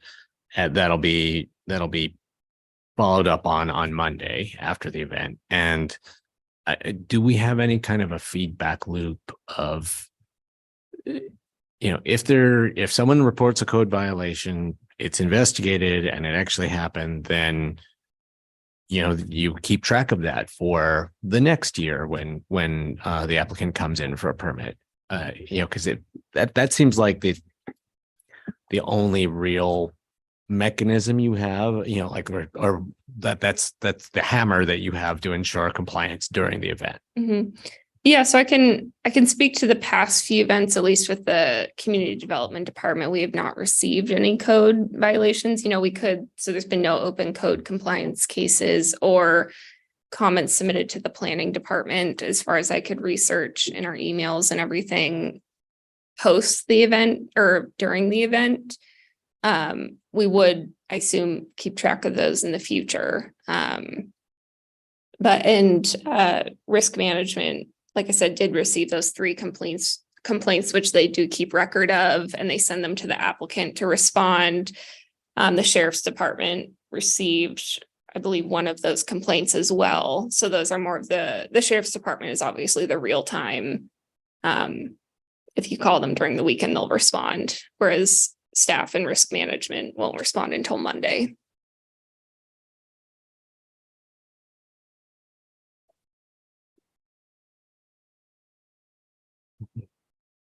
Yeah, so this is a planned and organized event. It talks about being a claim that it's disorganized. And it's a live activity with a lot of people. So it's going to be managed real time with the checks and balances in place. And then, if there's anything to follow up afterwards, we're acknowledging it right here that they'll look into a violation after the fact. But I'm comfortable with the package and the conditions as provided. Yeah, as well. I think we've added a lot of conditions, so that makes me feel better. Okay. That the neighbors.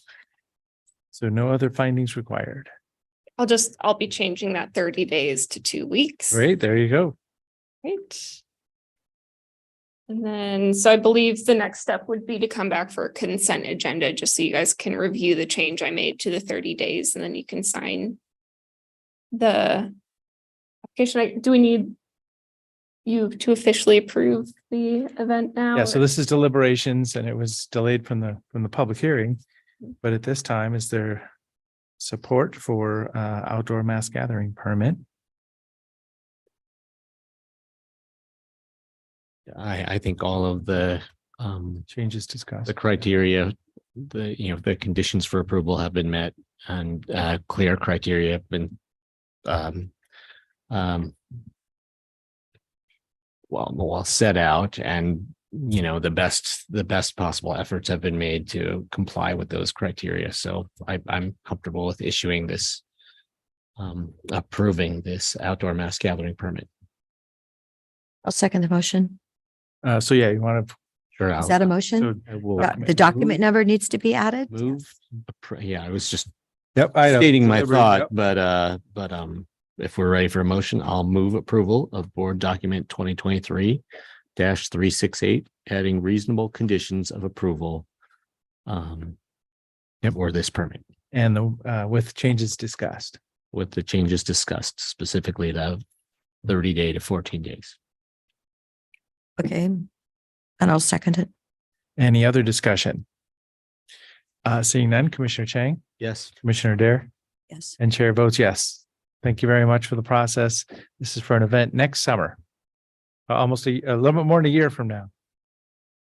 All right. Thank you, commissioners. Thank you. Thank you.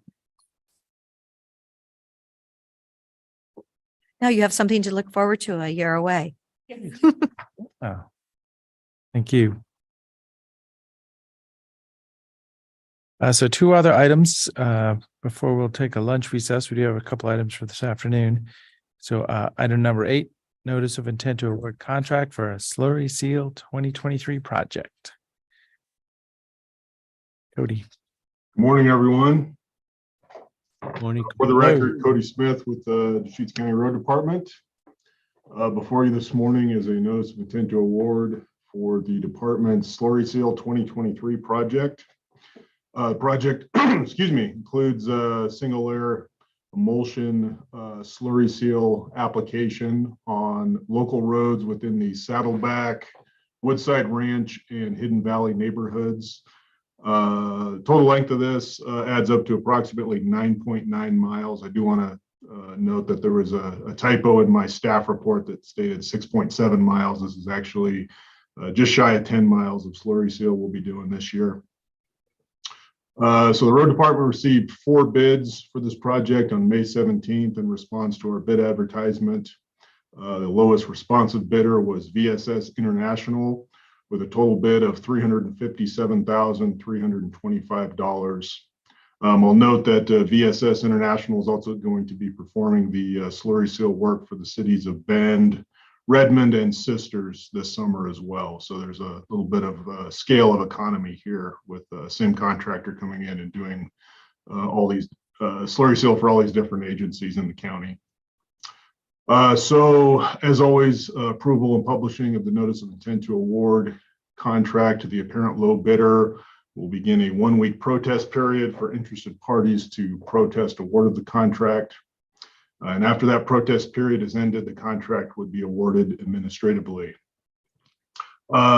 Subject to award of this contract, we're anticipating the work would occur in either late June or early July. That's when this contractor's anticipating being in Central Oregon.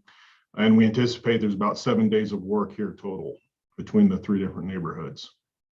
And with that, I'll turn it back over to the board, and I'm happy to answer any questions. Cody, I was wondering, because it is significantly less than the estimate and the other 3 bids were relatively close together.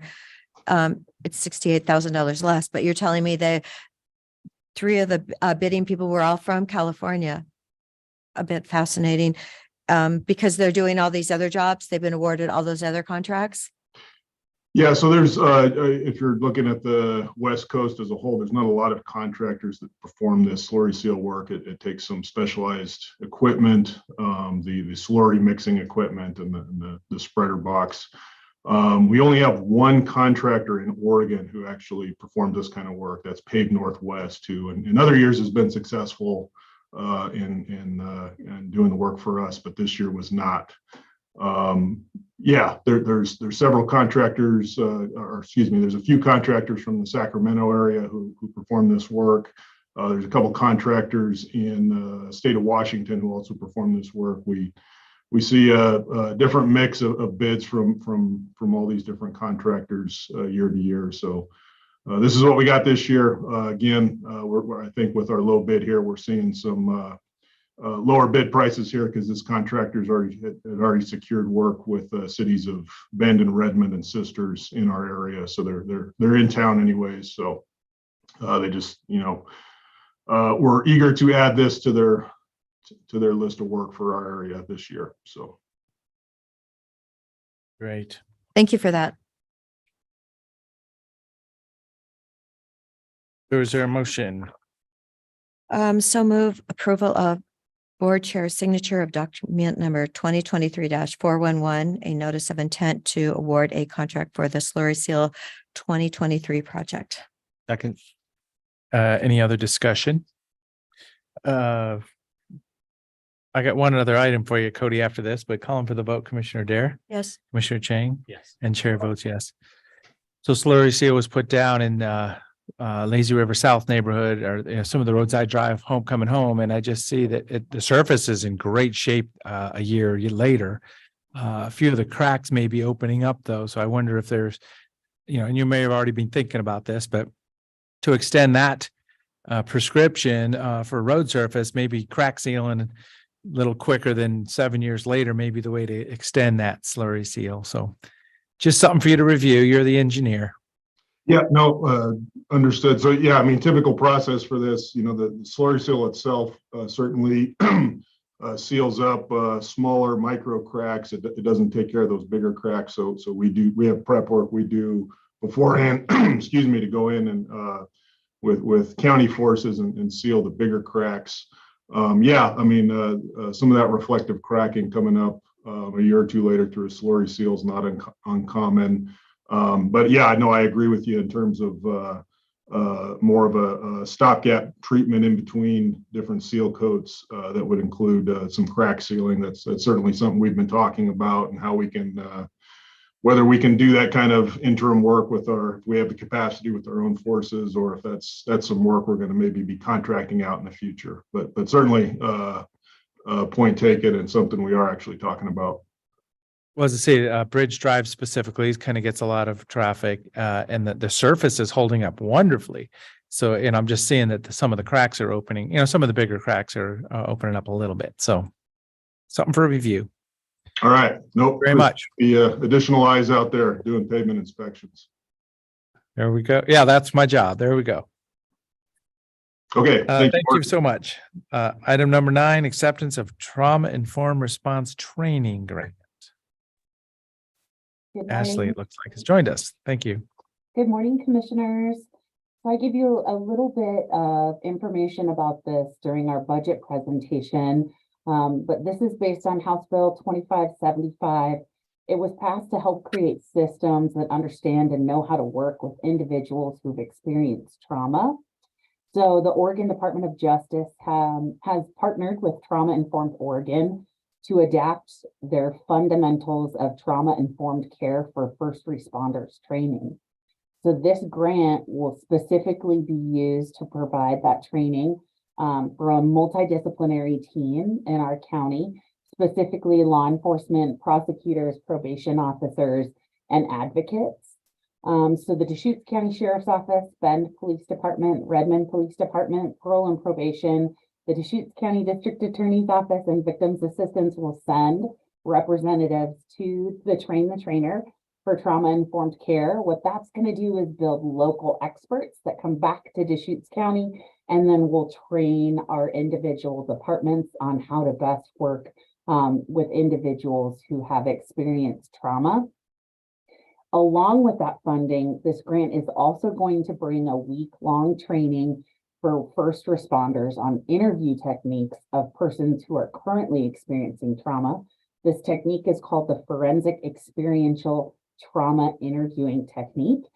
It's very well known, and it's just going to be one more way to bring expert level community service to our community.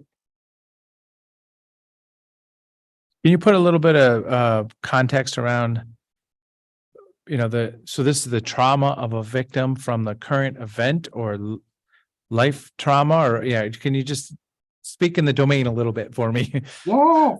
So it's answer E, all of the above. A lot of times we have collective trauma that gathers as we experience things through our lifetime. And maybe it was a most recent domestic violence event that really triggered all of this trauma. Or, another thing might be some of those individuals that were in the Safeway or at the Forum Shopping Center. They probably have some trauma. Now we're doing lots of work to try to get those people engaged with services so that they can deal with the trauma. But maybe an event comes up down the road and that trauma is triggered. Something this training is also going to specifically do is talk about first responder trauma.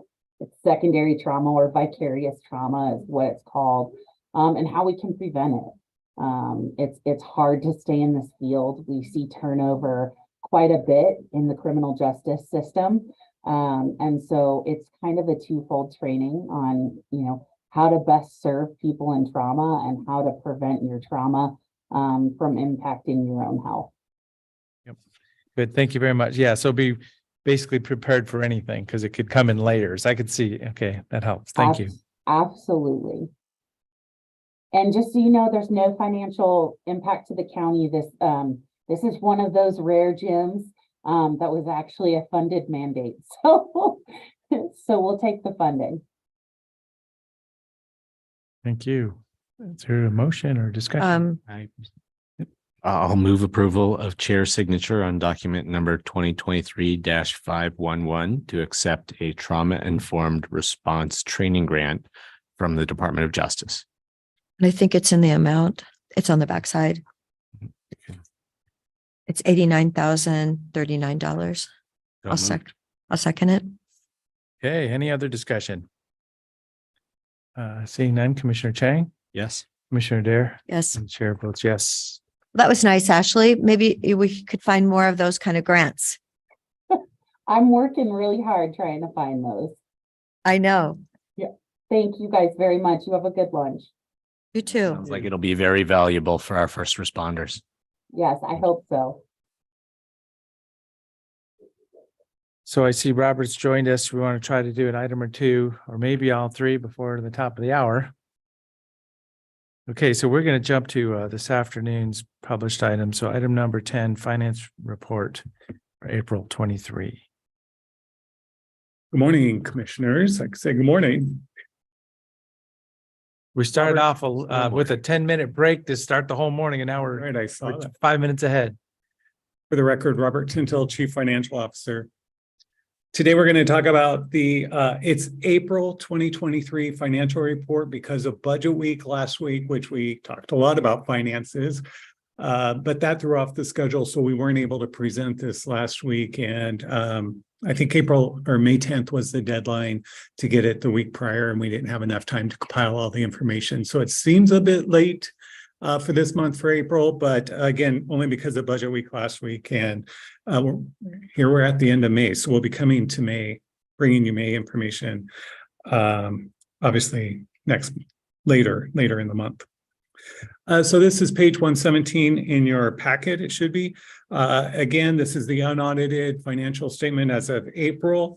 And I'm really going to just highlight things that have changed from last month. Last month, we did talk about, there were a lot of changes and updates from estimates within the financial statements. And so I'll just highlight some of the key areas that I think we should continue to focus on and watch for the remainder of the year. Overall, there's not a lot of major change from last month, excuse me, but we'll highlight those as we go.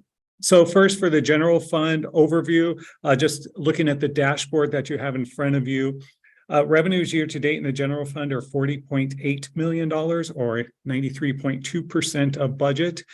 And, as you know, through this, we'll have 2 months left in the remainder of the year, fiscal year. Expenses are $35.7 million or 78.7% of budget. In comparison, the expenses were $34.2 million or 78.9% of the budget last year. And again, this is talking about the general fund.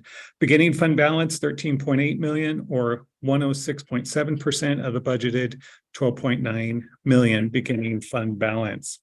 So the dashboard there does for the general fund looks like where we would expect at this point in time at 83.3% of the fiscal year. And we'll get into more details on the funds as we go. That's just a high-level overview. On page 118 in your packet is the position control summary. Just a few highlights there. On the bottom for April, in the April column, you will notice the unfilled percent is 9.75, which is an increase from last month. Our FTE decrease by 1 FTE, and that was a reduction in health services by 1.0 FTE. Our unfilled positions increased by 10.35% positions. And most of that, you'll notice, is up on the health services line. They went from 37.85 to 44.70 unfilled positions. Community justice also increased their unfilled by 2, and road increased their unfilled positions by 2. So a little smattering throughout. In your packet is all funds countywide combined. So this is just a very high level. And again, we'll get into details on this. The projection, it's the last column on your right for fiscal year 23 under total resources. It's about the same as it was last month. Last month, this is what our department's projecting, all funds, where we're going to end up on our revenues, our resources, at the end of the fiscal year, 352 million. Last month it was 352,173 in total. So not a lot of change there in your resources. Obviously your actuals, which is that center column, that did increase by another $20 million because we're 1 month more into the fiscal year. So we added $20 million more in revenue for the month. But again, the projections for the year, end of the fiscal year, remain about the same. The next page, 120 in your packet, is the total requirements or expenditures where we're expecting expenses to be. Again, the last column for the projection of 411.343 million, that's about the same as last month. Close, it was 411,113. So they're projecting expenses will be actually a little less than that what they were projecting last month. However, last month our total actuals, this month it's 273,504. Last month it was 27. We increased 27 million from last month. So our revenues increased by about 20 million, and our expenditures increased by about 27 million during the current month of actuals. And that's how we get to, if you flip to page 122 in your packet, this is the ending fund balance. So ending fund balance, when you consider your revenues, then you consider your expenses. Where do we end up? Fund balance. The very last projection column for the end of the fiscal year, total fund balance of 174,745 million. That is actually down, but only down 330,940 from what we projected last month. So within $174 million, 330,000 is still similar to what we expected. Our fund balance did decrease though in the actuals column for the month, and that's as you would expect as our revenues came in, but our expenditures were still higher because again, for the general fund in particular, property taxes come in November and expenses occur throughout the year. To the general fund overview, page 123 in your packet.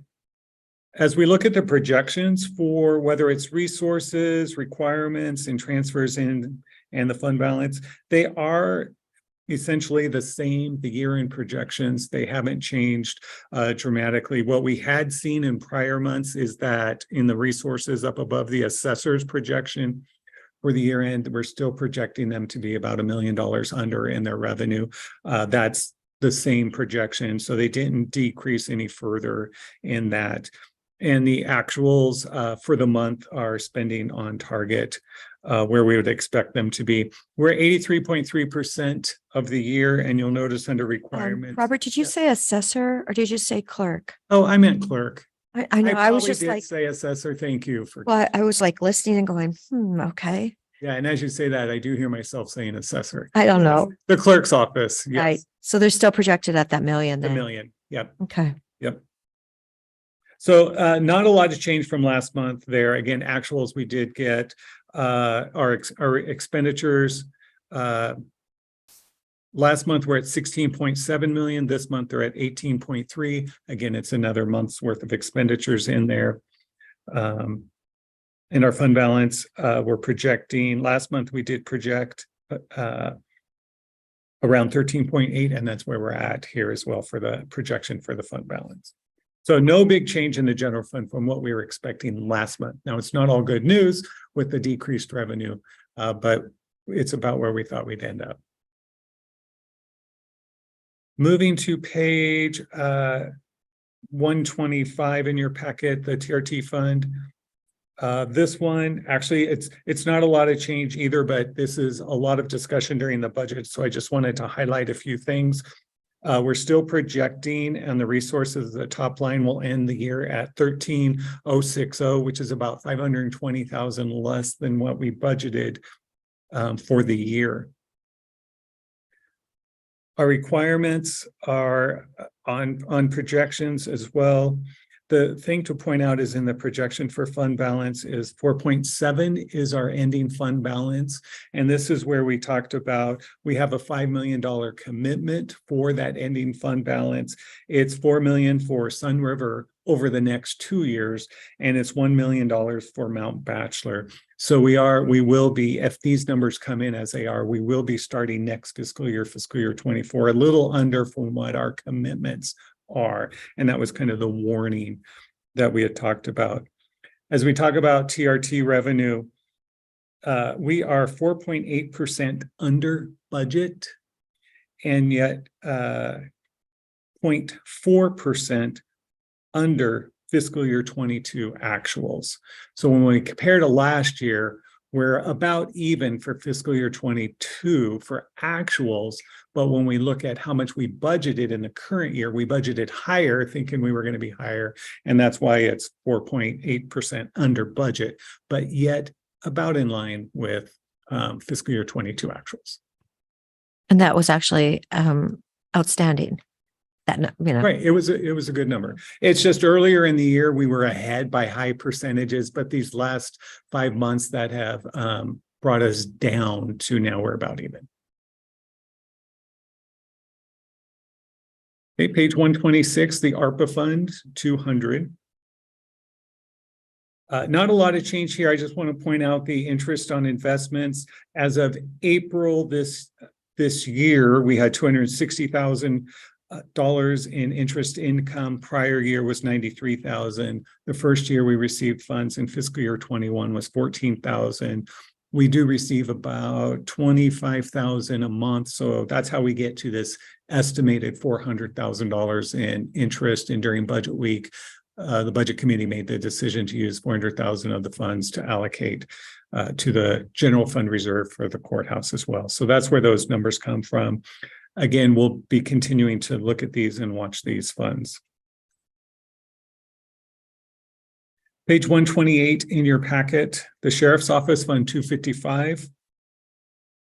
Not a lot's changed there, but I do want to highlight the last column, projection column down in the fund balance column. We did talk about, as you know, during the budget week, looking at the Sheriff's Office reserves, looking at their budget for next year, looking at their income, looking at their expenditures.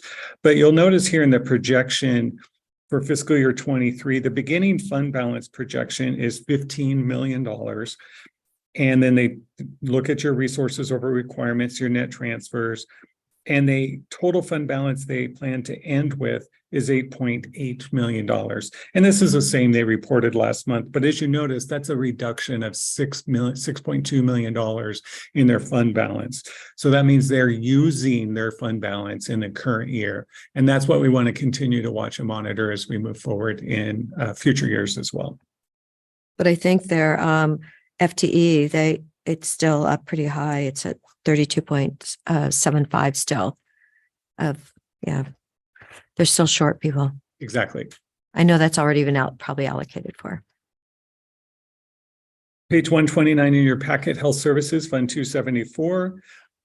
The year-end projections where they expect to end now in 2 months, just at the end of June. It's all the same that was reported essentially in last month. It was down by the fund balance at 11.3 million, is down by $300,000 compared to last month. So minor, but we'll talk about the differences in the next couple pages. Page 130 in your packet is the Health Services Fund Admin 274. Part of that 300,000 difference I just mentioned is in their total fund balance in the ending year projection at $3.6 million. That's about 48,000 under what they anticipated they'd be at last month. So kind of small and for that fund. Next page, 131, Fund 274, Behavioral Health. This is where their ending fund balance projection is going to end up at 3.9 million. Still a projection, but you'll see their fund balance also decreased in the behavioral health there, but they decreased by $150,000 from what they reported last month as well. Finally, page 132, the Health Services Public Health Fund is their projection for their fund balance ends at about $3.8 million, which is 73,000 lower than they expected from last month. And it's just a combination as they look at their revenues and expenditures. Again, not a major change from what we reported, but that is what makes up the difference. Page 133, Fund 295, Community Development, even spoke about it this morning, but you've seen the reports. They send out detailed reports coming in. The projections for the revenues are at 9.3 million, which that is down 200,000 from what they projected when we were looking at March's numbers. And that's because April did come in less than what they had originally anticipated. And so they adjusted the revenue numbers again for this April report down lower. Even though their revenues decreased by 200,000, their expenditures, they did project down an additional decrease of about $96,000 to $9.3 million. So loss in revenue, but they're also projecting a decrease in expenditures from what they reported last month. So overall, their projection on their ending fund balance is going to be $1.3 million. And that is about $180,000 lower than what they projected where they'd end up last month. So now we're in the end of May. We'll see how those numbers reflect next month as well. The next few pages, Road Fund 325, their expenditures and fund balance and resources are about the same as last month. No major change there. Same with Fund 355, Adult Parole and Probation. Their numbers are what we've been talking about the last couple months as well. So no change from there. Page 136 in your packet is Road CIP. The end of year projections are about the same this month in the actuals column. They did spend their actual total fund balance last month, was 18.3 million. Actually, yeah, and now it's 22.6 million. I had to look at my note there to make sure I was saying that right. So a difference there, but their ending fund balance is about $19 million. They're projecting a year. That's what they were projecting as well. So a lot of the departments seem to be on track, even with the last 2 months of where they think they are ending up.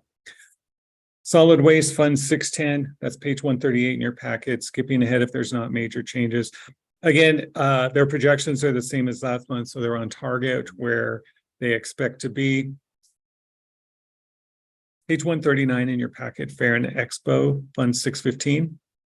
They did increase their revenues by about $87,000 for their projection where they'll end up at the end of the year. So now they're projecting $2.1 million. That's an increase there. They are projecting their expenditures will end up at 3.1 million. That's an increase of 166,000 over what they projected last month. And so that brings their total fund balance where they're projecting to be at the end of the year at 675,000. Last month, they were projecting they'd end up a little bit higher at 754, but so it's a decrease of 79,000 in their ending fund balance.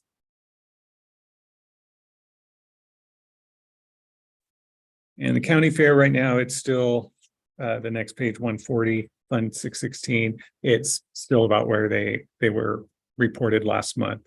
Same with Fair and Expo and the RV park. So I'm skipping ahead a few pages. There's no major changes in any of those funds there. So all the RV park reserve as well. So Risk Management Fund 670. Again, they had more actuals for the revenues expenditures, but their ending fund balance, their projection for the end of the year, no change from what they reported last month as well. So they still anticipate ending at 7.6 million at the end of the year. Now, a fund we can talk a little bit more about is on page 146 in your packet, Health Benefits Fund 675. There is still more to come. This report, again, is as of April. It's actually in May where we saw a larger payment for a 2-week period. That was a sizable payment for the claims for within that period. So that will be adjusted, but this is as of April. But even with April, you can see the change in the projection ending fund balance of 5.7 million. And that we discussed this a little bit during budget week as well.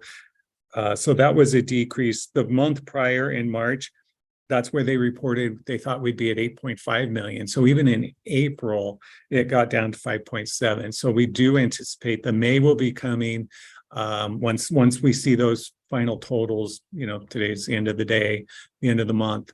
We'll see where we end up and what the projection is for the remaining month. But we know, like I said, during budget, when they do the final year-end budget adjustments, we'll be requesting some adjustment in this fund as well. It's likely. So you're saying that there was significant payments out in May that will be showing up? Yes, unanticipated. I think a 2-week period payment was around 1.7 million, which typically it's maybe 900,000 or less for a period payment. So it was substantially higher. And so Kathleen will be talking about that as well.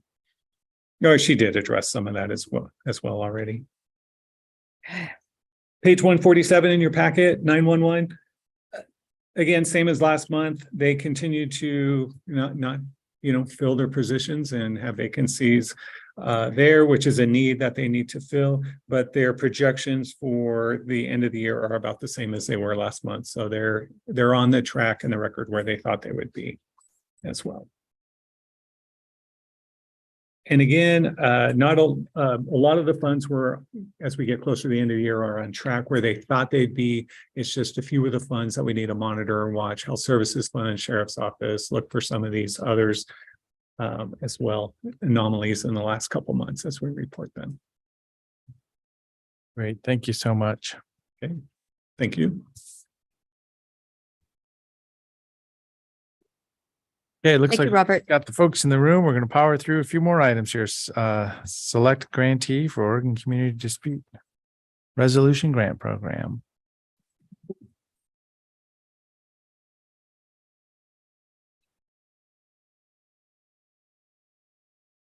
So good morning, commissioners.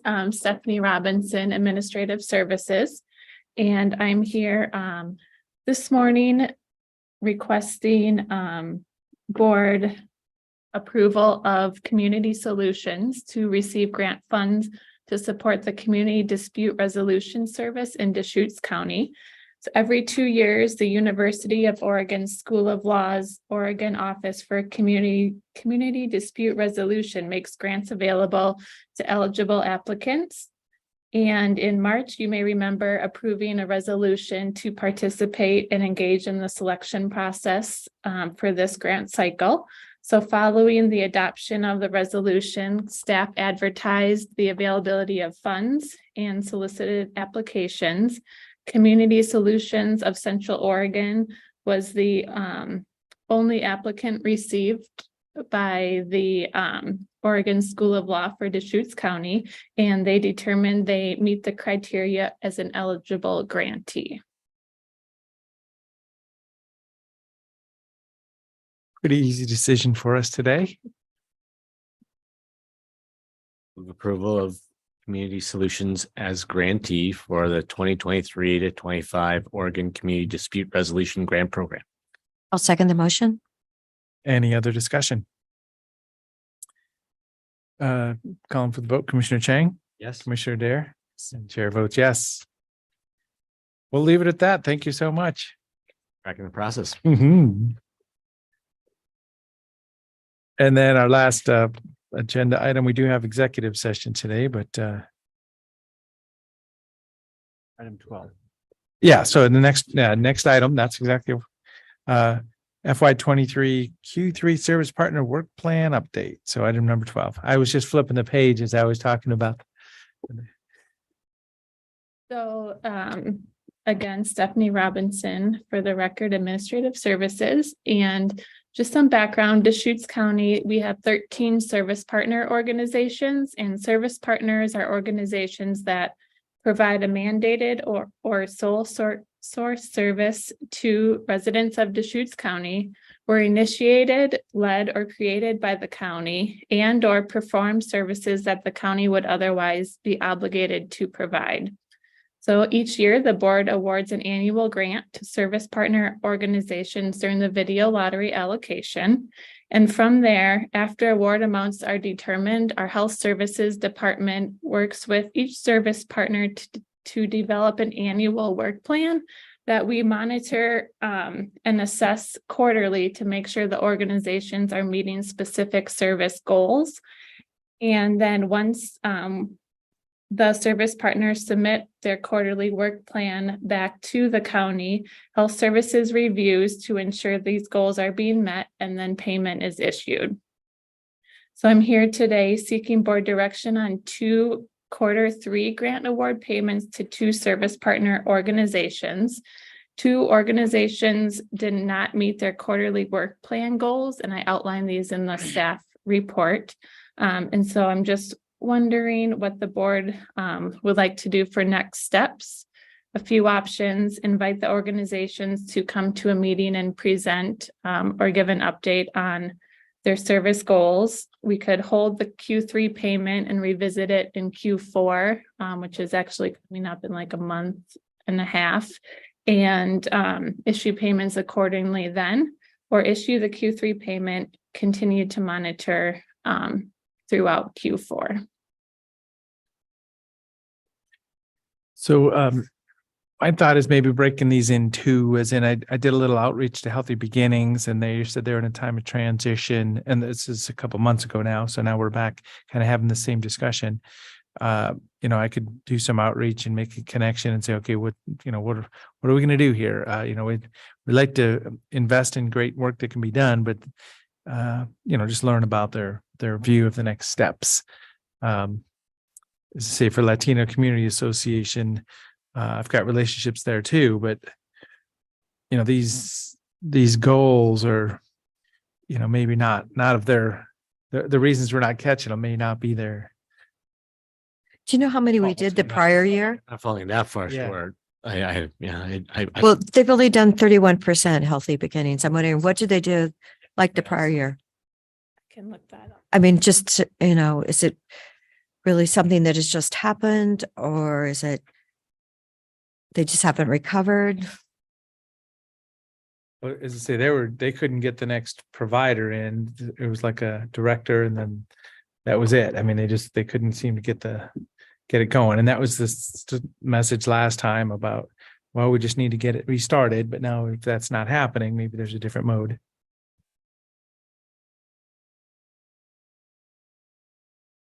So we'll talk about 2 separate. Yeah, the LCA, I don't think is falling so far behind that we want to scrutinize it too much right now, but the other one might be worth a discussion. And that's kind of the same conclusion I come to, so maybe do something different for the 2 of them right now. Yeah.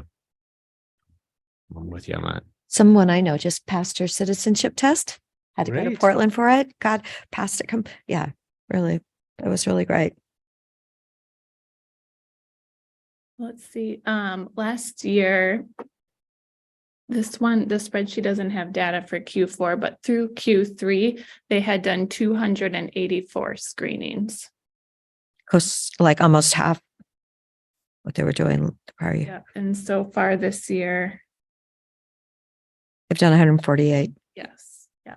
Well, I just heard there's a health fair at the fairgrounds. It was on the radio. And I don't know if they're going to have a presence there or not, but they were talking about health screenings for anybody and everybody, probably all ages. Stephanie, did you say that someone at County Health Services was sort of tracking? I mean, I would maybe it'd be worthwhile to get a kind of assessment from county staff about what's going on here, and if they have a recommendation on how we should handle this. I'd be interested in hearing that. Okay. So how about Maybe I would ask him to come in and do a presentation. a little bit more focus on Healthy Beginnings, Mhm. and come on in, let's talk about it. And then, as I say, I come to the same conclusion. So Latino Community Association, let's, send out the dollars and then just, have a relationship to ask about, is there, because as I say, I mean, affordable health insurance, wraparound support, that's like the market, or, and a little bit political around if they even have that, available for people.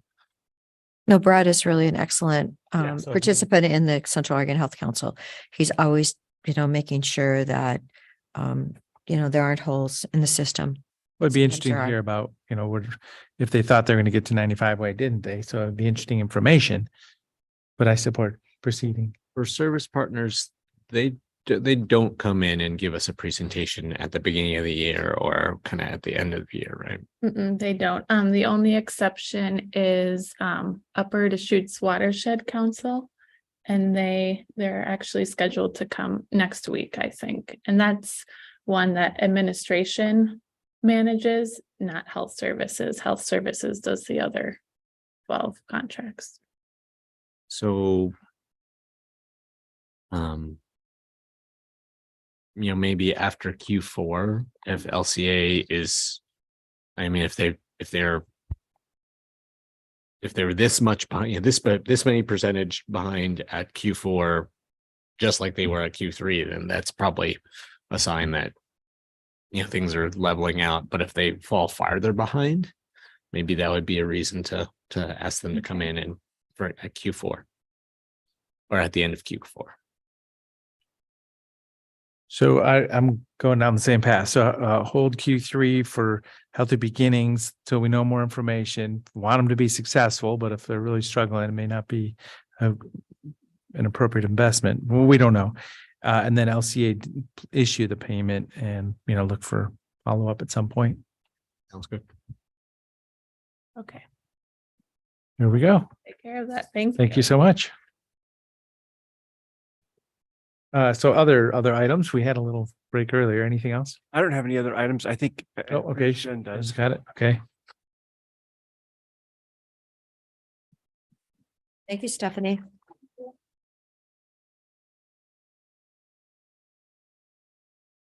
Oh, yes. The core letter.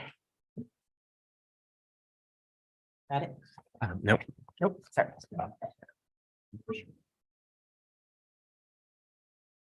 Oh, that's right. Yeah.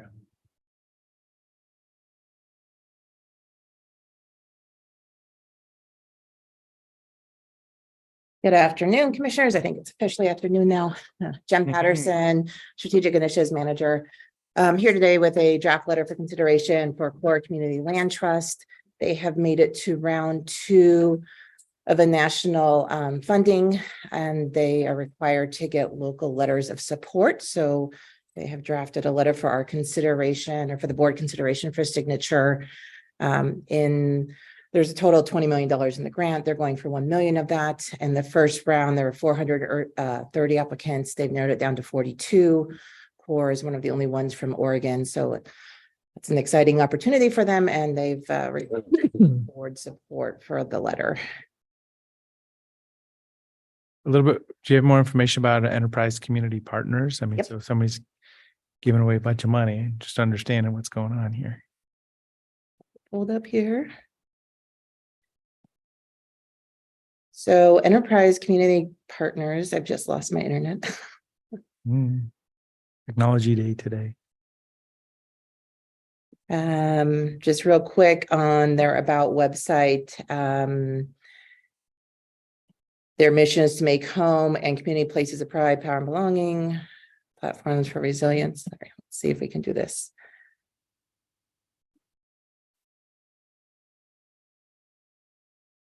They're organized around 3 central goals: to increase housing supply, advance racial equity, and build resilience and upward mobility.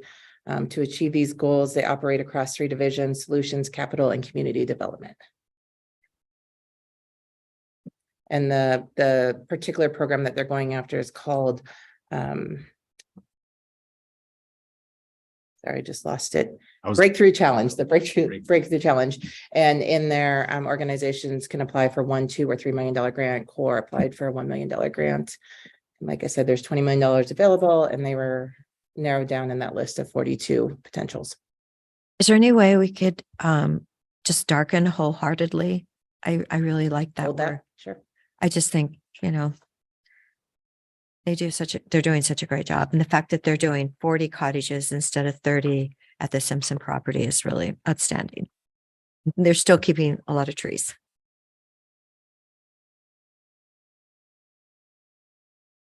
Any other changes or questions regarding it? Nice letter. Thank you. Great. So if I bold wholeheartedly, we can send it around for board signature. Please. Okay, that was easy. Thank you, Mike. I'm sorry, just so looking at the very last word. Okay. As it would ensure the pilot can be recreated across the county. I don't know, a pilot of, what are we referring to here? What's a I can pilot? check with Jackie. Jackie's actually the one who wrote the letter. So I'm just trying to, as to say, I was just digesting the words here and just the way it concludes. I'm like, pilot of who for what? Do you have a feel for that? I don't. Yeah. So as I say, I mean, Let me just see if wholehearted support is fine. And then, but what pilot? So it sounds like we're committing to the next thing. And I'm just trying to understand what that next thing is that she might be envisioning. Well, we're not committing. We're asking a funder to support them to do additional work.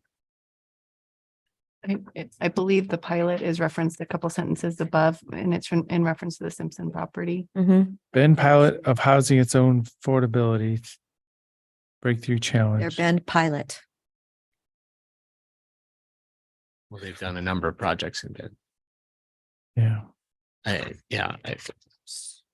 would you like further clarification on the pilot added in the letter? No, this needs to get out. Oh, that's fine. I was just, trying to digest it. That's all. I just wanted to make sure. So yeah, I support the letter. We'll proceed. Thanks for the clarification, Kim. You're welcome. All right, so I'll bold the line and then we'll send it around for signature. Thank you. Great, thank you so much. Okay, anything else for this meeting? If not, the proposal would be to reconvene upstairs for executive session.